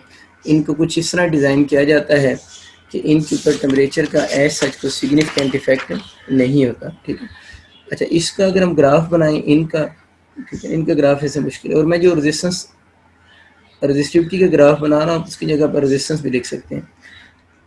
तो इनके ग्राफ ऐसे कुछ यूँ बनते हैं, मुझे यूँ बनाना चाहिए, यूँ तकरीबन इनके ग्राफ बनते हैं। देखिए इसमें मैंने लाइन को यूँ सीधा ड्रॉ नहीं किया, यूँ लाइन मैंने नहीं बनाई, मैंने लाइन को थोड़ा सा फिर भी राइज दिया है इसको ना, तो ये इनका ग्राफ बनता है कि इनके अंदर रेजिस्टेंस या रेजिस्टिविटी ऑलमोस्ट क्या होती है, चेंज उसमें ज़ीरो होती है और ऑलमोस्ट कांस्टेंट रहती हैं, लेकिन स्लाइट इनमें भी इंक्रीज एग्जिस्ट कर रही होती है। ये कुछ इंफॉर्मेशन बेस्ड पोर्शन था, इसको बच्चों आप लोगों ने अपने माइंड में थोड़ा सा रख लेना अगर कभी इनके क्वेश्चन आ जाए तो। रियोस्टेट भी एमडी कैट में डायरेक्ट इंक्लूड तो नहीं है, लेकिन इसको भी आप एक नज़र देख लीजिएगा क्योंकि आपके कोर्स में रेजिस्टेंस इंक्लूड है ना। तो जो रियोस्टेट की अगर हम बात करें तो रियोस्टेट भी बेसिकली आपने जो बुक पढ़ी है उसमें तो रियोस्टेट के बारे में उसने थोड़ा अजीब से लिखा हुआ है, लेकिन रियोस्टेट को भी अगर हम प्रॉपर बात करें तो रियोस्टेट भी एक वेरिएबल रजिस्टर ही होता है। आप लोगों ने पहली बात याद रखनी है कि रियोस्टेट जो है वो क्या चीज़ है, वेरिएबल रजिस्टर है। और इसकी जो रेजिस्टेंस होती है ना, इसकी जो रेजिस्टेंस होती है वो चेंज हो रही होती है टर्न बाय टर्न, इसकी रेजिस्टेंस चेंज होती है, टर्न बाय टर्न चेंज होती है। एक और एमसीक्यू अक्सर लोग गलत करते हैं, अगर आ जाए ना, डिवाइस हुज, बल्कि वो चले भी बाद में बात करता हूँ, अभी आपको नहीं समझ आएगा, थोड़ी देर तक बात करता हूँ। बस इतना याद रखना है कि ये एक वेरिएबल रजिस्टर होता है रियोस्टेट, और इसकी रेजिस्टेंस चेंज अगर आ जाए तो आप लोगों ने टर्न बाय टर्न चेंज याद रखना है, बल्कि मैं आगे लिख भी देता हूँ, नॉट कॉन्टीन्यूसली। बस ये वर्ड अपने पास लिख लें कि ये एक ऐसा डिवाइस है जिसकी resistance turn by turn change होती है, ये कॉन्टीन्यूसली चेंज नहीं होती। ठीक है, ये अब रियोस्टेट जो होती है इसके कैम्स की बार होता है कि इसके अंदर हम वायर कौन सी यूज़ करेंगे ना। रियोस्टेट के अंदर हम जो वायर यूज़ करते हैं, जो भी मैंने आपको पढ़ाई है ना, मैग्नेट यूज़ करते हैं, मैग्नेट अलॉय यूज़ करते हैं, यानी इसके अंदर हम जो वायर यूज़ करते हैं वो मैग्नेट अलॉय यूज़ करते हैं। और इस मैग्नेट अलॉय या मैग्नेट की जो वायर बनी होगी, अलॉय तो उसकी प्रॉपर्टी है ना, मैग्नेट वायर को हम वाउंड करेंगे ऑन इंसुलेटिंग सिलेंडर। आपको शायद याद होगा जो केपीके की बुक में उसने लिखा हुआ है ना, उसने लिखा हुआ है इनसाइड इंसुलेटिंग सिलेंडर, हालांकि इसको इंसुलेटिंग सिलेंडर के ऊपर हम बाउंड करेंगे, यूँ होगा ना, ये कोई इंसुलेटिंग सिलेंडर होगा और इसके ऊपर आप लोगों ने इस वायर को यूँ बाउंड कर देना। चलिए ये हमें इंफॉर्मेशन पता चल गई। इसके अगर हम टर्मिनल्स की बात करें रियोस्टेट के ना, तो आप लोगों ने याद रखना है इसके 3 टर्मिनल्स होते हैं, रियोस्टेट के 3 टर्मिनल्स होते हैं। और अगर आप कैम्स के बाद आ जाता है जब रियोस्टेट को as a variable resistor use करेंगे, जब रियोस्टेट को as a variable resistor use करते हैं तो फिर याद रखना है इसके 2 terminals are used, 2 terminals are used. तो ये आप लोगों ने एमसीक्यू याद रखना है कि रियोस्टेट के टर्मिनल 3 होते हैं, लेकिन जब रियोस्टेट को as a variable resistor use करते हैं, रियोस्टेट के 2 यूज़ हैं, एक रियोस्टेट का use as a variable resistor अभी हम पढ़ रहे हैं, इसका दूसरा यूज़ अभी बाद में पढ़ते हैं। तो जब रियोस्टेट को as a variable resistor use करते हैं इसके 2 टर्मिनल यूज़ होते हैं और इसके टोटल टर्मिनल 3 होते हैं। इन 3 टर्मिनल में से 2 फिक्स टर्मिनल्स होते हैं, 2 जो होंगे वो फिक्स टर्मिनल्स हैं और एक जो है वो स्लाइडिंग टर्मिनल है। यानी 3 टर्मिनल में से 2 फिक्स हैं और एक स्लाइडिंग है। और यहाँ पर जो मैंने बोला ना, इसके रियोस्टेट को जब वेरिएबल रजिस्टर यूज़ करते हैं 2 टर्मिनल यूज़ होते हैं। उन 2 टर्मिनल में से, अभी इधर जगह तो है नहीं, इनमें से 1 फिक्स यूज़ होगा एंड 1 स्लाइडिंग यूज़ होगा। ये लिख लीजिएगा अपने पास। रियोस्टेट को जब as a variable resistor use करेंगे, इसके 2 टर्मिनल यूज़ होंगे। उन 2 टर्मिनल में से एक फिक्स यूज़ करेंगे और एक स्लाइडिंग यूज़ करेंगे। वैसे अगर पूछ लेता है तो रियोस्टेट के 3 टर्मिनल होते हैं, 2 फिक्स होते हैं और 1 स्लाइडिंग होता है। और जब रियोस्टेट को हम as a variable resistor use करते हैं, इधर मैं अब नीचे लेके आ रहा हूँ इस बात को, तो इसमें 2 फिक्स यूज़ होते हैं, सॉरी एक फिक्स और एक स्लाइडिंग। और अगर आ जाए इसमें बैटरी किसके दरम्यान में कनेक्ट करेंगे, रियोस्टेट को जब as a variable resistor use करेंगे तो बैटरी कनेक्ट करेंगे। ज़रा 2 यूज़ होंगे, एक फिक्स के दरम्यान में और फिक्स एंड स्लाइडिंग के दरम्यान, 1 फिक्स एंड स्लाइडिंग। बस लंबी छोटी बात को नहीं, आसान सी इन्फॉर्मेशन है जो मैंने लिखी है, तो ये कुछ चंद बातें छोटी छोटी याद रखनी है। रियोस्टेट को as a variable resistor use करते हैं। ये कैसा वेरिएबल रजिस्टर है, इसमें रेजिस्टेंस चेंज होती है turn by turn, not continuously change नहीं होती। रियोस्टेट बनी किस वायर की होती है, मैग्नेट अलॉय की बनी होती है। इसको वाउंड ऑन इंसुलेटिंग सिलेंडर, इसको वाउंड कर दिया। रियोस्टेट में टर्मिनल 3 होते हैं, जिनमें 2 फिक्स होते हैं, एक स्लाइडिंग होता है। रियोस्टेट को जब वेरिएबल रजिस्टर के तौर पर यूज़ करते हैं, 2 टर्मिनल्स आर यूज। कौन से 2 यूज़ करेंगे, उनमें से एक फिक्स यूज़ करेंगे, एक स्लाइडिंग। फिर एमसीक्यू आ रहा है कि बैटरी किन 2 टर्मिनल के दरम्यान में लगाएंगे, जो यूज़ करेंगे उन्हीं के दरम्यान में बैटरी लगेगी। तो बैटरी लगेगी एक फिक्स टर्मिनल में और बैटरी का दूसरा एंड स्लाइडिंग टर्मिनल के साथ अटैच होगा। थोड़ी खिचड़ी मच गई है, लेकिन मैंने रिपीट इसीलिए किया है कि आपको बात क्लियर हो जाए। अच्छा, बात हो रही थी रियोस्टेट की। रियोस्टेट का एक आप लोगों ने यूज़ पढ़ लिया कि रियोस्टेट को हम यूज़ कर सकते हैं। एक आप लोगों ने पढ़ा एज ए वेरिएबल रजिस्टर। आप लोगों ने इसी तरह इसको याद रखना है कि एक इसका यूज़ होता है एज ए वेरिएबल रजिस्टर, दूसरा इसका यूज़ होता है एज ए पोटेंशियल डिवाइडर। यानी इसको हम एज ए पोटेंशियल डिवाइडर भी यूज़ करते हैं। अगर एमसीक्यू ज़्यादातर आता है रियोस्टेट के कितने यूज़ हैं, तो हम कहते हैं रियोस्टेट के 2 यूज़ हैं। एक आप समझ आ गया। दूसरा, पोटेंशियल डिवाइडर का मतलब ये होता है as a variable potential source हम यूज़ करते हैं, as a variable potential source. कि रियोस्टेट को हम as a variable potential source के तौर पर भी यूज़ कर सकते हैं कि हम अपनी मर्ज़ी से अगर कभी पोटेंशियल ज़्यादा कर रहे हो या पोटेंशियल कम करना हो तो उसके तौर पर भी हम इसको यूज़ कर सकते हैं। ठीक है, तो वेरिएबल पोटेंशियल सोर्स का जो फार्मूला अगर मैं लिख देता हूँ वैसे, उसका फार्मूला बन होता है V प्राइम, जो वेरिएबल पोटेंशियल सोर्स होगा, R/R इंटू V हो जाएगा। इसके क्वेश्चन तो नहीं आते, लेकिन मैं थोड़ी सी डायग्राम बनाकर आपको आइडिया दे देता हूँ। कुछ बच्चों का भूल चुका होगा सारे ही कोरोना की वजह से। देखिए यूँ समझ लें, ये आप लोगों के पास एक हम बना रहे हैं, ये बैटरी लगा देते हैं इससे। ये जो V लगी हुई है ना, इस बैटरी की वोल्टेज है। ये यूँ समझ लें कि आपका हम उसको पोटेंशियल डिवाइडर बनाना जा रहे हैं रियोस्टेट को। ये इसके 2 फिक्स टर्मिनल्स हैं A और B। तो याद रखना है, जब रियोस्टेट को as a potential divider use करेंगे देन 3 टर्मिनल्स आर यूज्ड, फिर तीनों टर्मिनल यूज़ होंगे। यानी फिर कौन से होंगे, तीनों टर्मिनल यूज़ हो रहे होते हैं। और इसमें आप लोगों ने जो बैटरी कनेक्ट करनी है, A और B जो होंगे ना फिक्स हैं, A और B फिक्स टर्मिनल्स हैं। अभी हम C इंट्रोड्यूस करवाएंगे, C जो होगा वो स्लाइडिंग होगा। यानी A और B यहाँ पर फिक्स टर्मिनल्स हैं और जो C होगा वो स्लाइडिंग होगा। इसका मतलब ये हुआ कि जब एमसीक्यू आएगा कि रियोस्टेट को जब as a potential divider use करोगे, कितने टर्मिनल यूज़ होंगे, 3 यूज़ होंगे। बैटरी किसके दरम्यान में लगाएंगे, A और B। A और B कौन से फिक्स हैं, इसमें बैटरी लगाते हैं 2 फिक्स टर्मिनल्स के दरम्यान में। ठीक है, अब A और B के दरम्यान में यूँ समझें कि वो पूरी जो मैग्नेट वायर है वो A और B के दरम्यान में लगी हुई है। A और B के दरम्यान में लगी, इसकी रेजिस्टेंस R है। अब आप लोगों ने इसके साथ यहाँ पर स्लाइडिंग टर्मिनल लगाना है। ये C स्लाइडिंग टर्मिनल हो गया। इस स्लाइडिंग टर्मिनल के साथ यहाँ पर हम वोल्ट मीटर लगाएंगे और यहाँ पर ये कनेक्ट हो रहा है।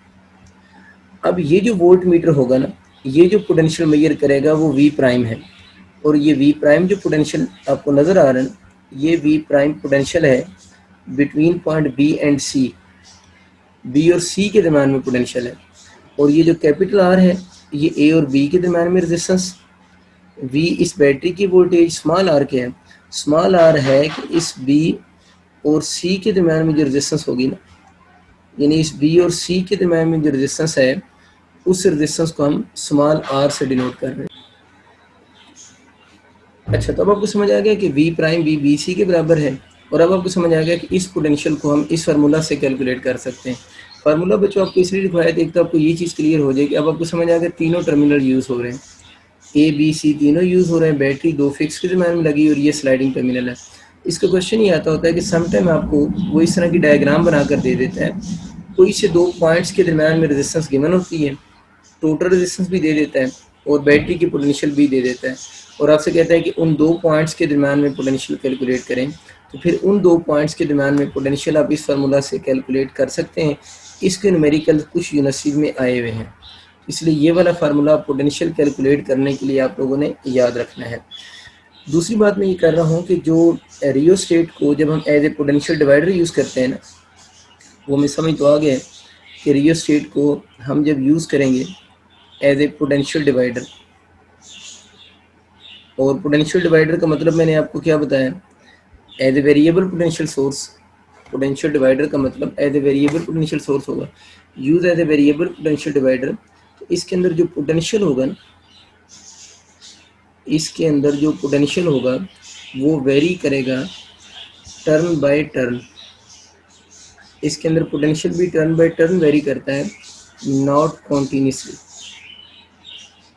यानी जो रियोस्टेट है वो जो है वो पोटेंशियल वेरी करने का, यानी पोटेंशियल को कॉन्टीन्यूसली वेरी नहीं करता। रियोस्टेट को जब as a potential divider use करते हैं तो इसमें पोटेंशियल वेरी ज़रूर करता है, लेकिन टर्न बाय टर्न वेरी करता है। हम आगे चल के पढ़ेंगे पोटेंशियोमीटर के बारे में। पोटेंशियोमीटर में हम पढ़ेंगे, पोटेंशियोमीटर में जो पोटेंशियल होगा वो वेरी करेगा कॉन्टीन्यूसली। आपकी बुक में जो अभी आप लोगों ने फेडरल बोर्ड में पढ़ी, उसमें वो पोटेंशियोमीटर सही नहीं इसने पढ़ाया हुआ। हम एफएससी में ऐसे ही पढ़ाते हैं जिस तरह बुक में लिखा हुआ है, ज़रा बोर्ड में वैसे लिखना है। तो वहाँ पर हम इसको पोटेंशियोमीटर का प्रॉपर डिस्कस करेंगे जिस तरह का ओरिजिनल होता है ना। बस अभी इतना याद रखना है कि पोटेंशियोमीटर एक ऐसा डिवाइस है जिसमें पोटेंशियल वेरी करता है कॉन्टीन्यूसली। क्योंकि जब एमसीक्यू आएगा तो ये एमसीक्यू आएगा कि कौन सा ऐसा डिवाइस है जिसमें पोटेंशियल जो है वो कॉन्टीन्यूसली वेरी कर रहा है। तो अक्सर बच्चे उसमें, क्योंकि ये पंजाब की बुक में शॉर्ट क्वेश्चन भी है चैप्टर नंबर 13 का कि कौन सा डिवाइस है, तो अक्सर बच्चे उस शॉर्ट क्वेश्चन के आंसर में भी रियोस्टेट को ही लिखते हैं। तो शॉर्ट क्वेश्चन के आंसर में रियोस्टेट को एक्सप्लेन नहीं करना, उसमें एक्सप्लेन किसको करना है, पोटेंशियोमीटर को एक्सप्लेन करना है कि पोटेंशियोमीटर में पोटेंशियल कॉन्टीन्यूसली वेरी करता है। उसकी वजह बेसिकली क्या है, पोटेंशियल कॉन्टीन्यूसली क्यों वेरी करता है। मैं थोड़ा सा बस हिंट दूंगा आपको, क्योंकि बहुत ज़्यादा आज पाक स्टडीज़ की बातें शुरू हुई हैं, इतनी ज़्यादा थ्योरी पढ़ा रहे हैं, इंटरेस्ट की बातें थोड़ी कम। देखिए, ये समझाने के लिए तो मैंने टर्न थोड़े दूर दूर बनाए हैं रियोस्टेट के, लेकिन होते तो टर्न करीब करीब है ना। यहाँ पर आपका स्लाइडिंग टर्मिनल लगा होता है। अब उस स्लाइडिंग टर्मिनल ने जब यहाँ से यहाँ तक आना है, यानी स्लाइडिंग टर्मिनल जब यहाँ से यहाँ तक आएगा, आपको लगेगा कि आपने ये थोड़ी सी रेजिस्टेंस चेंज की। आपको तो लगे, हालांकि टर्न दूर दूर नहीं होते, बहुत करीब होते हैं। अगर आपने कभी रियोस्टेट देखी हो ना लैब में, तो टर्न यूँ होते हैं, बिल्कुल जुड़े होते हैं आपस में, जिस तरह मेरी फिंगर्स ज्वाइन हुई है, ठीक है। तो आपको लगेगा बिल्कुल थोड़ा सा मूव करके गया, हालांकि यहाँ से जो करंट आ रहा होगा वो करंट तो यहाँ से नीचे जाएगा, यूँ नीचे जाएगा, फिर नीचे आएगा, फिर इस जगह पर आएगा। तो आपको तो लगेगा आपने यूँ थोड़ा सा मूव किया, लेकिन नीचे से पूरे का पूरा टर्न चेंज हो जाएगा। ये मैं आपसे कह रहा था कि इसमें हर जो चीज़ चेंज होती है वो इतनी चेंज नहीं होती जितना आपने मूव किया है। वो करंट तो उस पूरे टर्न में से गुजर कर आ रहा होता है, तो करंट को ये वाली रेजिस्टेंस थोड़ी सी ऑफर होगी या पूरी ऑफर होगी, पूरी ऑफर होगी, फिर नीचे वाली भी। इसलिए हम कहते हैं कि इसमें रेजिस्टेंस जो चेंज होगी वो भी पूरा टर्न चेंज हो जाएगा जब एक टर्न से आप दूसरी जगह पर जाएंगे, और जो पोटेंशियल होगा वो भी फिर टर्न बाय टर्न चेंज होगा, वो कॉन्टीन्यूस उसमें चेंज नहीं आएगी। ये कुछ बच्चों बहुत पैथेटिक से थ्योरेटिकल कंसेप्ट से, इसमें किसी बच्चे को अगर मसला है तो पूछ लें।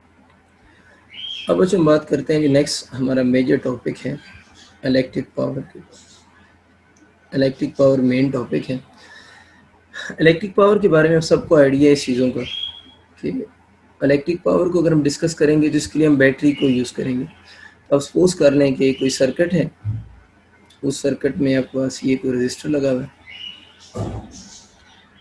और इस रजिस्टर के साथ आप लोगों ने यहाँ पर कोई बैटरी कनेक्ट कर दी है। ये रजिस्टर आर है, ये बैटरी का हाई पोटेंशियल है, ये बैटरी का लो पोटेंशियल है। हम पता है जब हम किसी सर्किट में बैटरी लगाते हैं तो कन्वेंशनल करंट बना लेते हैं, यहाँ से चार्ज मूव कर रहे हैं और यहाँ पर वापस आ रहे हैं। असल में तो इलेक्ट्रॉन ही मूव कर रहे होते हैं लेकिन हम कन्वेंशन करंट लेते हैं। अब बैटरी ने बेसिकली क्या करना है कि जब आपके पास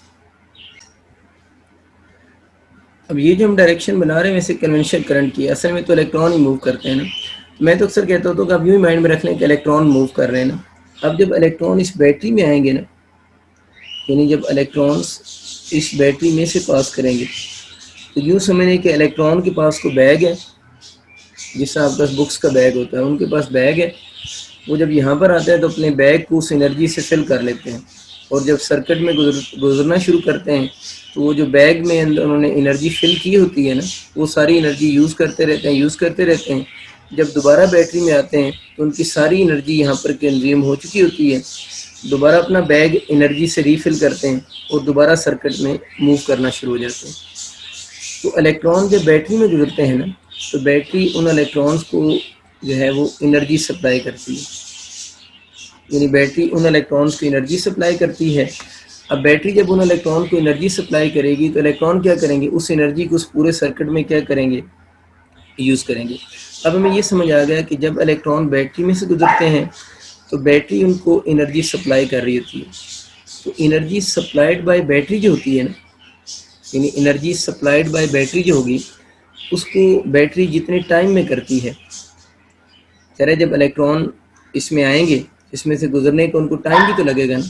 तो जब इलेक्ट्रॉन बैटरी में आते हैं, बैटरी जितनी उनको एनर्जी सप्लाई करती है और जितने टाइम में करती है उस टाइम से डिवाइड कर दें तो इस चीज़ को हम बोलते हैं इलेक्ट्रिकल पावर। इलेक्ट्रिकल पावर हम उसको कहते हैं। वैसे कुछ लोग इसको जब एनर्जी सप्लाइड वर्ड लिखा जाता है ना, कुछ लोग इसको पावर आउटपुट भी कहते हैं, यानी कुछ लोग इसको इलेक्ट्रिकल पावर भी बोलते हैं, कुछ इसको पावर आउटपुट भी कहते हैं। तो हमें समझ आ गया कि energy supplied by the battery की रेशो को अगर हम energy supplied by the battery को टाइम टेकन से डिवाइड कर दें तो जो फिजिकल क्वालिटी बनेगी उसका हम इलेक्ट्रिकल पावर या उसको हम पावर आउटपुट का नाम भी देते हैं। वैसे पावर आउटपुट का वर्ड उस वक्त यूज़ होता है जब बैटरी चार्जेस को एनर्जी सप्लाई कर रही होती है। जाहिर है यहाँ पर जो पावर होगी वो आउटपुट होगी ना। पावर आउटपुट का मतलब क्या है कि पावर सप्लाई कर रही है बैटरी, और रजिस्टर में पावर सप्लाई तो नहीं होगी ना। रजिस्टर में जो पावर सप्लाई हुई है वो पावर क्या हो रही होगी, कंज्यूम हो रही होगी, या पावर यहाँ पर डिसिपेट हो रही होगी ना। तो बैटरी में पावर सप्लाई होती है, रजिस्टर में पावर डिसिपेट होती है। और वो पुरानी इमेजिनेशन हमारी यही है कि हम ये कहते हैं कि जो वायर्स होती हैं इनके अंदर को पावर डिसिपेट नहीं हो रही फॉर सेक ऑफ सिंप्लिसिटी। तो यहाँ पर पावर आउटपुट यानी पावर सप्लाई हो रही है और वही पावर जाकर बैटरी में क्या हो रही है, डिसिपेट भी हो रही है। तो पावर का जो फार्मूला बनेगा work done per unit time होगा। डेरिवेशन वगैरह की हमें ज़रूरत नहीं है, हम इस पावर के फार्मूले को P = I × V भी लिख सकते हैं। अब P = I × V जो फार्मूला लिखा हुआ है ये बच्चों दोनों पावर्स का फार्मूला है ना। हम ये भी कह सकते हैं कि ये पावर सप्लाइड का फार्मूला भी है, यानी इसको हम कह सकते हैं ये पावर आउटपुट का फार्मूला भी है, और इसी फार्मूले से हम लोग जो है वो पावर आउटपुट भी है, और ये पावर डिसिपेशन का फार्मूला भी होता है। मतलब ये कॉमन फॉर्म है, दोनों के लिए लिखी जा सकती है, पावर आउटपुट या पावर सप्लाई के लिए भी और पावर डिसिपेशन के लिए भी ये वाला फार्मूला हम लोग बच्चों लिख सकते हैं। अब जो law of conservation of energy है ना, law of conservation of energy के अकॉर्डिंग अगर हम इस सिस्टम के ऊपर law of conservation of energy apply करें तो आप लोगों ने याद रखना उसके अकॉर्डिंग जो पावर आउटपुट होगी ना, आउटपुट बार बार रिपीट कर रहा हूँ, पावर जो बैटरी सप्लाई करती है इसको कहते हैं पावर आउटपुट जो होगी, और पावर जो कंज्यूम हो रही होगी या पावर डिसिपेट जो हो रही होगी वो हमेशा आपस में बराबर होती हैं। तो according to law of conservation of energy power output is equal to होगी पावर डिसिपेट के। और आपको समझ आ गया पावर सप्लाई कहाँ पर हो रही, बैटरी पावर सप्लाई कर रही है और रजिस्टर के अक्रॉस जो है वो पावर डिसिपेट हो रही है। अब हम बात करते हैं पावर डिसिपेट के। पावर डिसिपेट भी से कहते हैं, पावर कंज्यूम भी कहते हैं। अगर हम पावर डिसिपेट के फार्मूले लिखें तो P equal to I square R होगा। रजिस्टर आ गया तो अंडरस्टूड है ये पावर डिसिपेट है, पावर आउटपुट नहीं है। ये बात ना भी लिखूँ तो आपको समझ आ गया। चलिए मैं नीचे एक आधी दफ़ा डी लिख देता हूँ समझाने के लिए कि पावर डिसिपेशन के फार्मूले हैं ना, क्योंकि पावर सप्लाई तो हो नहीं सकती, क्योंकि इस केस में पावर डिसिपेट हो रही है, आर में पावर डिसिपेट हो रही है, और यहाँ पर भी जो पावर है वो आप लोगों के पास डिसिपेट ही हो रही है। पावर डिसिपेशन का फार्मूला आई स्क्वायर आर भी होगा, और पावर डिसिपेशन का फार्मूला जो होगा वो वी स्क्वायर आर भी उसी का ही फार्मूला बनता है। ये दो छोटी छोटी बातें आप लोगों ने याद रखनी है। आगे इसको मैं भी कंटिन्यू बहुत डिटेल से करता हूँ, क्योंकि ये हमारा मेजर टॉपिक है। अभी तक आपके जो सवाल आएंगे ना बच्चों, ये जो फार्मूले लिखे हैं इसके और इसके ना, इनके आपको न्यूमेरिकल प्रॉब्लम्स आएंगी, वो आप लोग खुद सॉल्व करेंगे, और अच्छे खासे ज़्यादा न्यूमेरिकल प्रॉब्लम्स आते हैं। आइए, आपको पता है करंट है, आर रेजिस्टेंस है, वी पोटेंशियल डिफरेंस है। अब किसके क्रॉस पोटेंशियल डिफरेंस होगा? रजिस्टर के cross. I current, V potential difference, W/T। कोई भी आपको फार्मूला आ जाए तो आप उसको बहुत इजीली सॉल्व कर सकते हैं। अगर हम इस इलेक्ट्रिक पावर की यहाँ पर हम यूनिट की बात करें ना, अगर हम इसकी यूनिट की बात करते हैं तो अगर इस फार्मूले से इसकी यूनिट बनाए तो जूल पर सेकंड बनती है।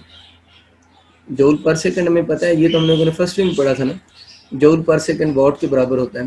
लेकिन यहाँ से अगर बनाएं तो करंट की यूनिट एम्पेयर होती है, पोटेंशियल की वोल्ट होती है, तो ये भी वॉट के बराबर ही होता है। आप लोगों ने कभी ये गलियों में ट्रांसफार्मर लगे हुए देखे होंगे, उसमें ये नहीं लिखा होता कि इतने वॉट का वो ट्रांसफार्मर है, उसमें लिखा होता है साथ में वोल्ट एम्पेयर लिखा होता है, यानी यूँ लिखा होता है 10,000 वोल्ट एम्पेयर आगे लिखा होता है। तो वो जो वोल्ट एम्पेयर उसके आगे लिखा होता है ट्रांसफार्मर के ऊपर, आप लोगों ने शायद स्ट्रीट्स में देखा होगा 10,000 वोल्ट एम्पेयर। तो वोल्ट एम्पेयर असल में किसको शो कर होता है? वॉट को शो कर होता है।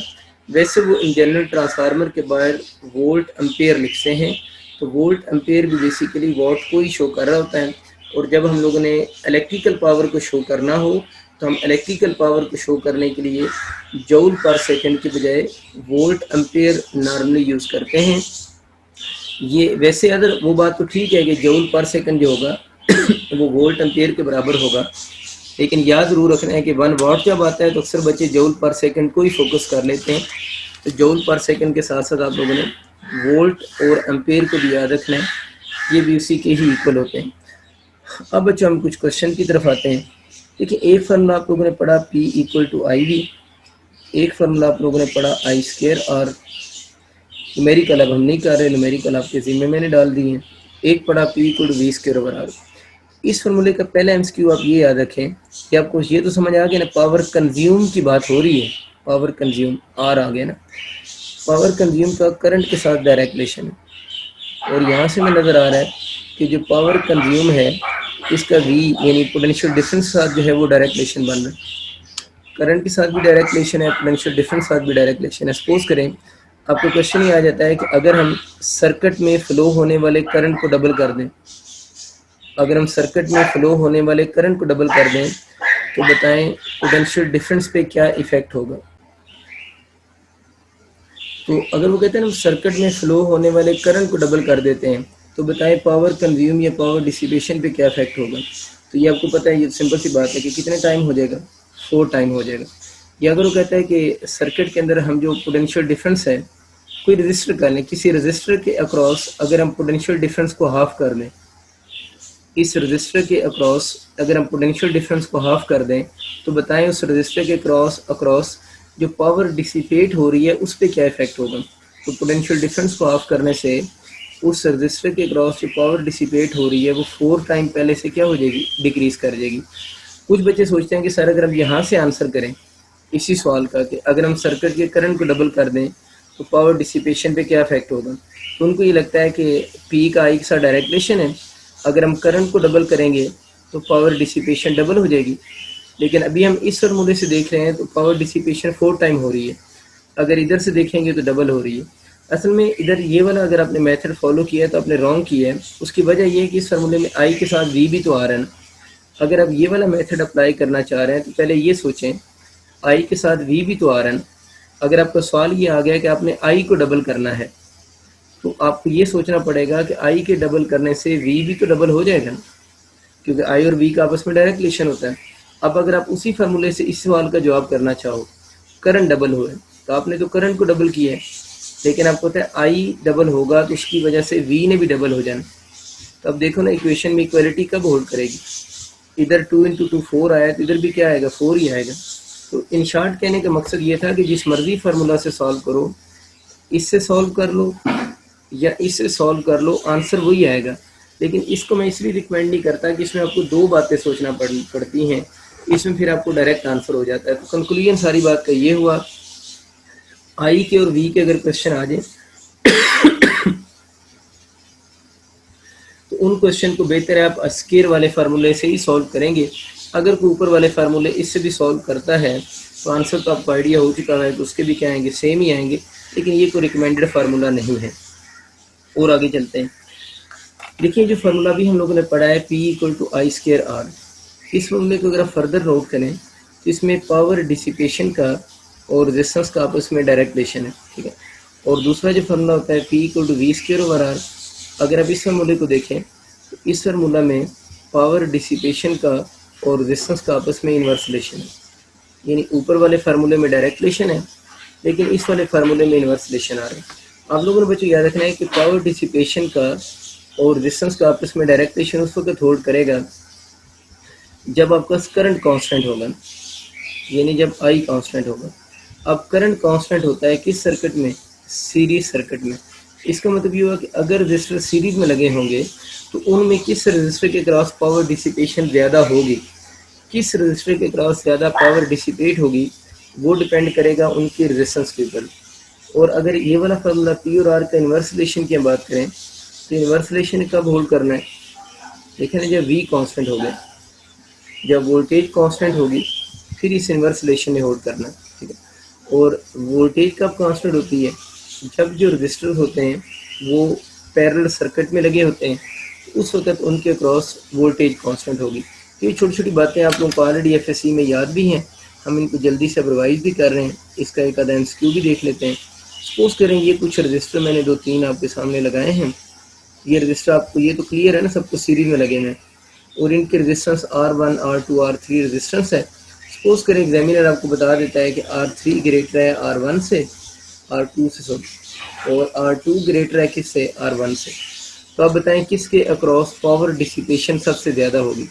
ज़रा सीरीज में करंट तो हमें पढ़ लिया हुआ है, सेम गुजरता है, तो ये सीरीज में लगे हुए हैं तो ये रिलेशन होगा। तो बहुत आसान सी बात है कि पावर डिसिपेशन का रेजिस्टेंस का डायरेक्ट रिलेशन होगा, जिसकी रेजिस्टेंस ज़्यादा होगी उसके क्रॉस पावर डिसिपेशन भी ज़्यादा होगी। हम बोल देंगे कि P3 जो होगा उसमें पावर डिसिपेशन ज़्यादा होगी 2 से और 2 की पावर डिसिपेशन ज़्यादा होगी 1 से। कुछ बच्चे ये सोचते हैं कि शायद इसमें को ऑर्डर का भी लिंक होता है, मतलब कोई पहले आ जाए या बाद में आ जाए। तो सीरीज़ में ऑर्डर मैटर नहीं करता, वैल्यू मैटर करती है। तो ये वैल्यू जिसकी रेजिस्टेंस सबसे ज़्यादा है उसकी पावर डिसिपेशन सबसे ज़्यादा है। डायरेक्ट रिलेशन जो है, जिसकी रेजिस्टेंस सबसे कम है उसकी पावर डिसिपेशन भी सबसे कम है। तो बहुत बेसिक और फंडामेंटल सी बात जो हम लोगों ने एफएससी में भी की हुई है। इसी बात को हम बच्चों पैरेलल के लिए भी थोड़ा सा रिवाइज कर लेते हैं, फिर इसके थोड़े अच्छे क्वेश्चन भी लेंगे। अगर हम इसी तरह को कोई पैरेलल सर्किट बना लेते हैं कि सपोज करें मेरे पास कुछ रजिस्टर्स हैं, चलिए 3 ही बना देते हैं, और ये 3 रजिस्टर किसी पैरेलल सर्किट में लगे हुए हैं, R1 R2 और R3, ये तीनों पैरेलल में लगे हुए हैं। अब हम बात ये कर रहे हैं कि अगर ये तीनों पैरेलल में लगे होंगे तो पैरेलल में अभी आपको बताया पावर डिसिपेशन को और रेजिस्टेंस का आपस में इन्वर्स रिलेशन होता है। अगर इन्वर्स रिलेशन इसमें आ रहा है, यानी पावर डिसिपेशन और रेजिस्टेंस का इन्वर्स रिलेशन, और ऑर्डर वही है कि R3 ग्रेटर है और R2 ग्रेटर है किससे, R1 से। तो इस बात का मतलब है कि जिसकी रेजिस्टेंस सबसे, इसमें क्या होगा, जिसकी रेजिस्टेंस सबसे कम होगी ना उसमें पावर डिसिपेशन सबसे ज़्यादा होगी पैरेलल में। तो किसकी रेजिस्टेंस कम है, R1 की रेजिस्टेंस कम है, इसमें पावर डिसिपेशन ज़्यादा होगी। P1 में पावर डिसिपेशन ज़्यादा होगी 2 से और 2 की ज़्यादा होगी किससे, 3 से। यानी जिसकी रेजिस्टेंस सबसे ज़्यादा है उसकी पावर डिसिपेशन सबसे कम होगी पैरेलल में। अब इसकी फिजिकल रीज़न क्या है ना, देखिए सीरीज़ में तो करंट बाउंड है ना, करंट बाउंड होने का मतलब है कि करंट के पास फ्लो करने का एक ही पाथ है। देखिए इस डायग्राम में करंट कहीं और जा ही नहीं सकता ना, यानी करंट के पास इसके अलावा गुजरने का कोई पाथ नहीं है, सारे के सारा करंट ने इसी पाथ में गुजरना है। और सब रजिस्टर में सेम करंट गुजर रहा है। लेकिन पैरेलल में ऐसा नहीं है। पैरेलल में जो करंट होता है उसके पास फ्लो करने के डिफरेंट पाथ हैं। जब यहाँ पर करंट आया, अब करंट ने यहाँ से जो डिवाइड होना है इस फार्मूला के अकॉर्डिंग डिवाइड होना है, आई और आर का इन्वर्स रिलेशन है। तो जिस तरफ रेजिस्टेंस सबसे कम होगी ना, करंट उस पाथ के लॉन्ग सबसे ज़्यादा जाएगा। अब हमने देखा कि इन तीनों में से R1 की रेजिस्टेंस सबसे कम है। अगर R1 की रेजिस्टेंस सबसे कम है तो इसकी तरफ फ्लो होने वाला करंट सबसे ज़्यादा जाएगा। तो अगर इस R1 में सबसे ज़्यादा करंट गुजर रहा है, तो जब करंट इसमें सबसे ज़्यादा गुजरेगा, यही वजह है इसकी पावर डिसिपेशन सबसे ज़्यादा आ रही है। वैसे मैंने फिजिकली बात की कि आपको आइडिया हो जाए कि इसमें पावर डिसिपेशन क्यों ज़्यादा आ रही है। उसकी वजह ये कि इन दोनों में पावर डिसिपेशन इसलिए कम है कि इनकी तरफ आने वाला करंट ही बहुत कम है एज़ कम्पेयर टू जो करंट R1 की तरफ जा रहा है। तो जब उसमें से करंट बहुत ज़्यादा गुजरेगा, करंट ज़्यादा गुजरने की वजह से उसके अक्रॉस पावर डिसिपेशन भी ज़्यादा होगी।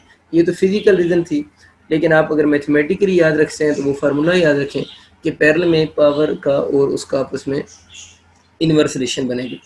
इस तरह बच्चों जब किसी कोई रजिस्टर होते हैं ना, वो सीरीज़ में लगे हों या पैरेलल में लगे हुए हों, तो उस रजिस्टर में करंट के फ्लो की वजह से हीट भी प्रोड्यूस होती है। उस रजिस्टर में करंट के फ्लो की वजह से हीट भी प्रोड्यूस हो रही होती है ना। तो अगर हम हीट प्रोड्यूस की बात करें ना, यानी तो उसमें जो करंट है उस करंट के फ्लो की वजह से हीट भी प्रोड्यूस होगी ना। तो उस हीट प्रोड्यूस को भी हम कैलकुलेट कर सकते हैं। उसके फार्मूले ये वाले बनते हैं, डिफरेंट फार्मूलाज होते हैं, मैं लिख सकता हूँ। ये दोबारा सुन लें, ये आम हीट प्रोड्यूस नहीं है, मतलब there are so many method जिससे हीट प्रोड्यूस होती है। ये वो हीट है जो किसी रजिस्टर में करंट के फ्लो की वजह से प्रोड्यूस होती है। तो करंट के फ्लो की वजह से जो हीट प्रोड्यूस होगी उसको इस फार्मूला से कैलकुलेट कर सकते हैं, पावर इंटू टी। ये पावर कौन सी होगी, फिर पावर कंज्यूम ही होगी ना, जो पावर कंज्यूम हो रही है। और टी यहाँ पर बच्चों टाइम है, T time, T mean power consume, जो पावर डिसिपेट हो रही है कंज्यूम हो रही है। अब न्यूमेरिकल हल कर लोगे आप लोग। अब आगे फार्मूले बाकी लिखना आसान है। पावर का फार्मूला, एक फार्मूला आप लोगों ने क्या पढ़ा हुआ है, आई वी इंटू टी पढ़ा हुआ है, इसी पावर की जगह लिख से जाओ। एक पावर का फार्मूला क्या पढ़ा हुआ है, आई स्क्र आर इंटू टी पढ़ा हुआ है। और एक पावर का जो फार्मूला पढ़ा हुआ है वो V square over R into T है। टी टाइम है, बाकी वही पुरानी पावर की बातें सारी आपको नज़र आ रही हैं। इसमें ये जो फेमस रिलेशन है ना, इसको कुछ लोग जौल्स लॉ भी कहते हैं। इनमें से ये जो दरमियान वाला रिलेशन है इसको जौल्स लॉ भी बोलते हैं। ये सारे फार्मूलाज किस काम के लिए यूज़ होंगे, जब किसी रजिस्टर में करंट की वजह से जो हीट प्रोड्यूस होगी, इन फार्मूला से वो हीट कैलकुलेट की जा सकती है। अगर आप इस फार्मूले पे गौर करें तो यहाँ पर उस रजिस्टर में जो हीट प्रोड्यूस हो रही है, उसका हीट और रेजिस्टेंस का डायरेक्ट रिलेशन है। इस फार्मूले पे गौर करें तो जो हीट रजिस्टर में प्रोड्यूस हो रही है उसका इन्वर्स रिलेशन है। इसकी वही कंडीशन है जो पावर के लिए बताई थी कि एच और आर का डायरेक्ट रिलेशन कब होल्ड करेगा, ये वाला, जब आई कांस्टेंट होगा। और आई कांस्टेंट होने का मतलब कौन सा है, जब वो रजिस्टर किस में लगे होंगे, सीरीज में लगे होंगे। तो जो पावर वाला लिंक है वो भी इधर ही है।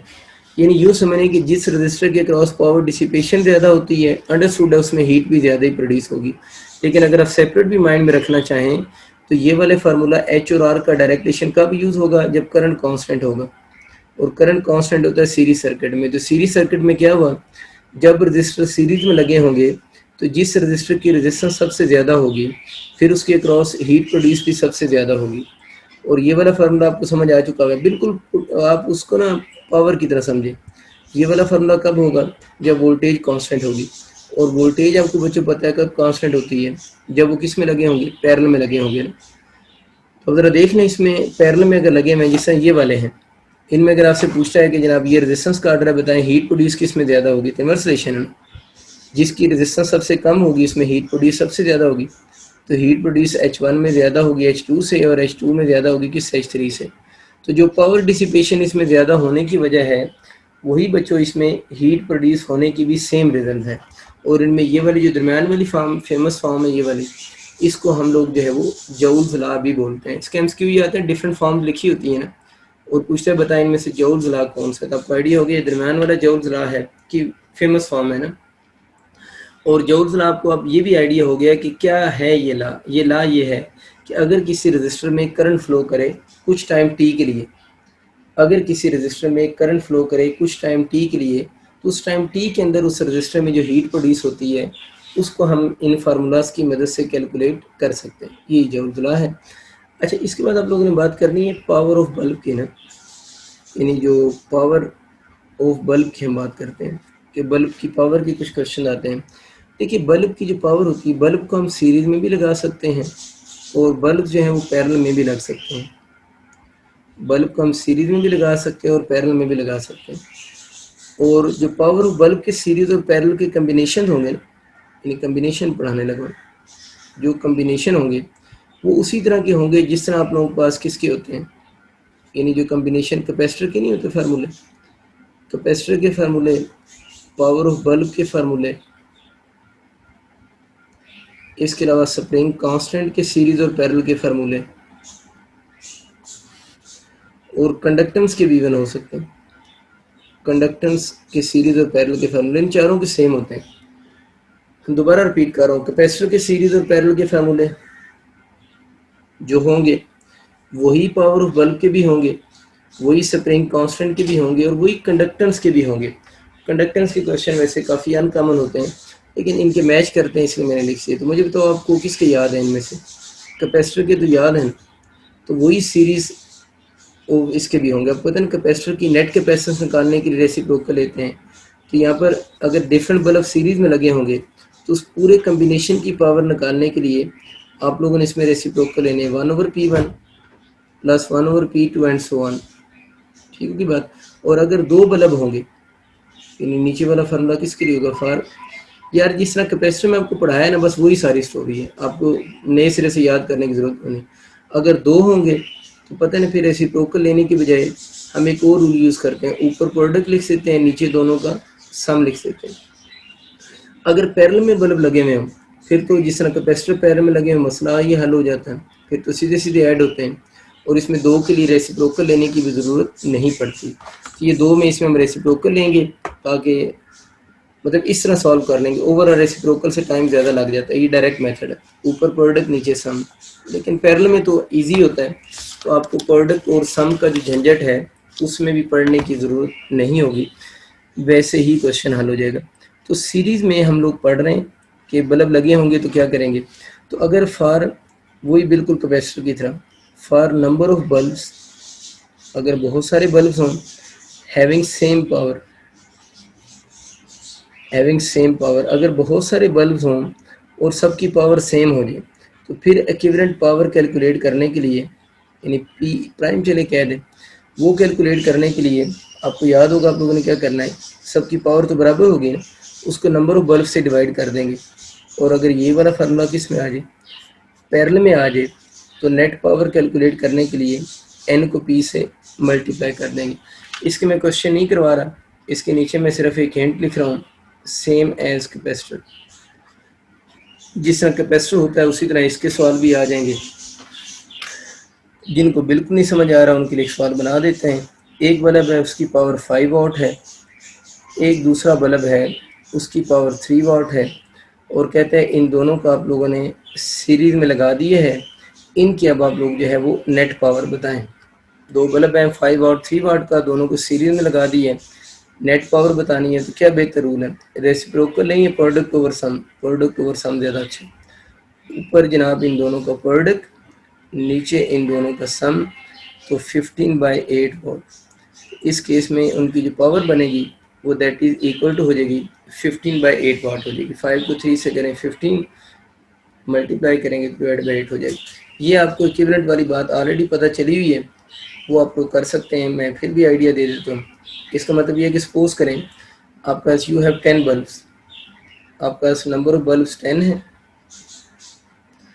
And power of each bulb जो है ना, आपके पास 10 बल्ब्स हैं and power of each bulb is 2 वाट। तो आपसे कहता है कि आप इनकी इक्विवेलेंट पावर बताएं, और इक्विवेलेंट पावर कब बताएं वो उसकी मर्जी, आप किस में लगाता है। सपोज करें कहता है सीरीज में लगा दे, 10 बल्ब हैं, हर एक की पावर 2 वाट है, इनको सीरीज में लगाना है और इक्विवेलेंट पावर पूछ रहा है।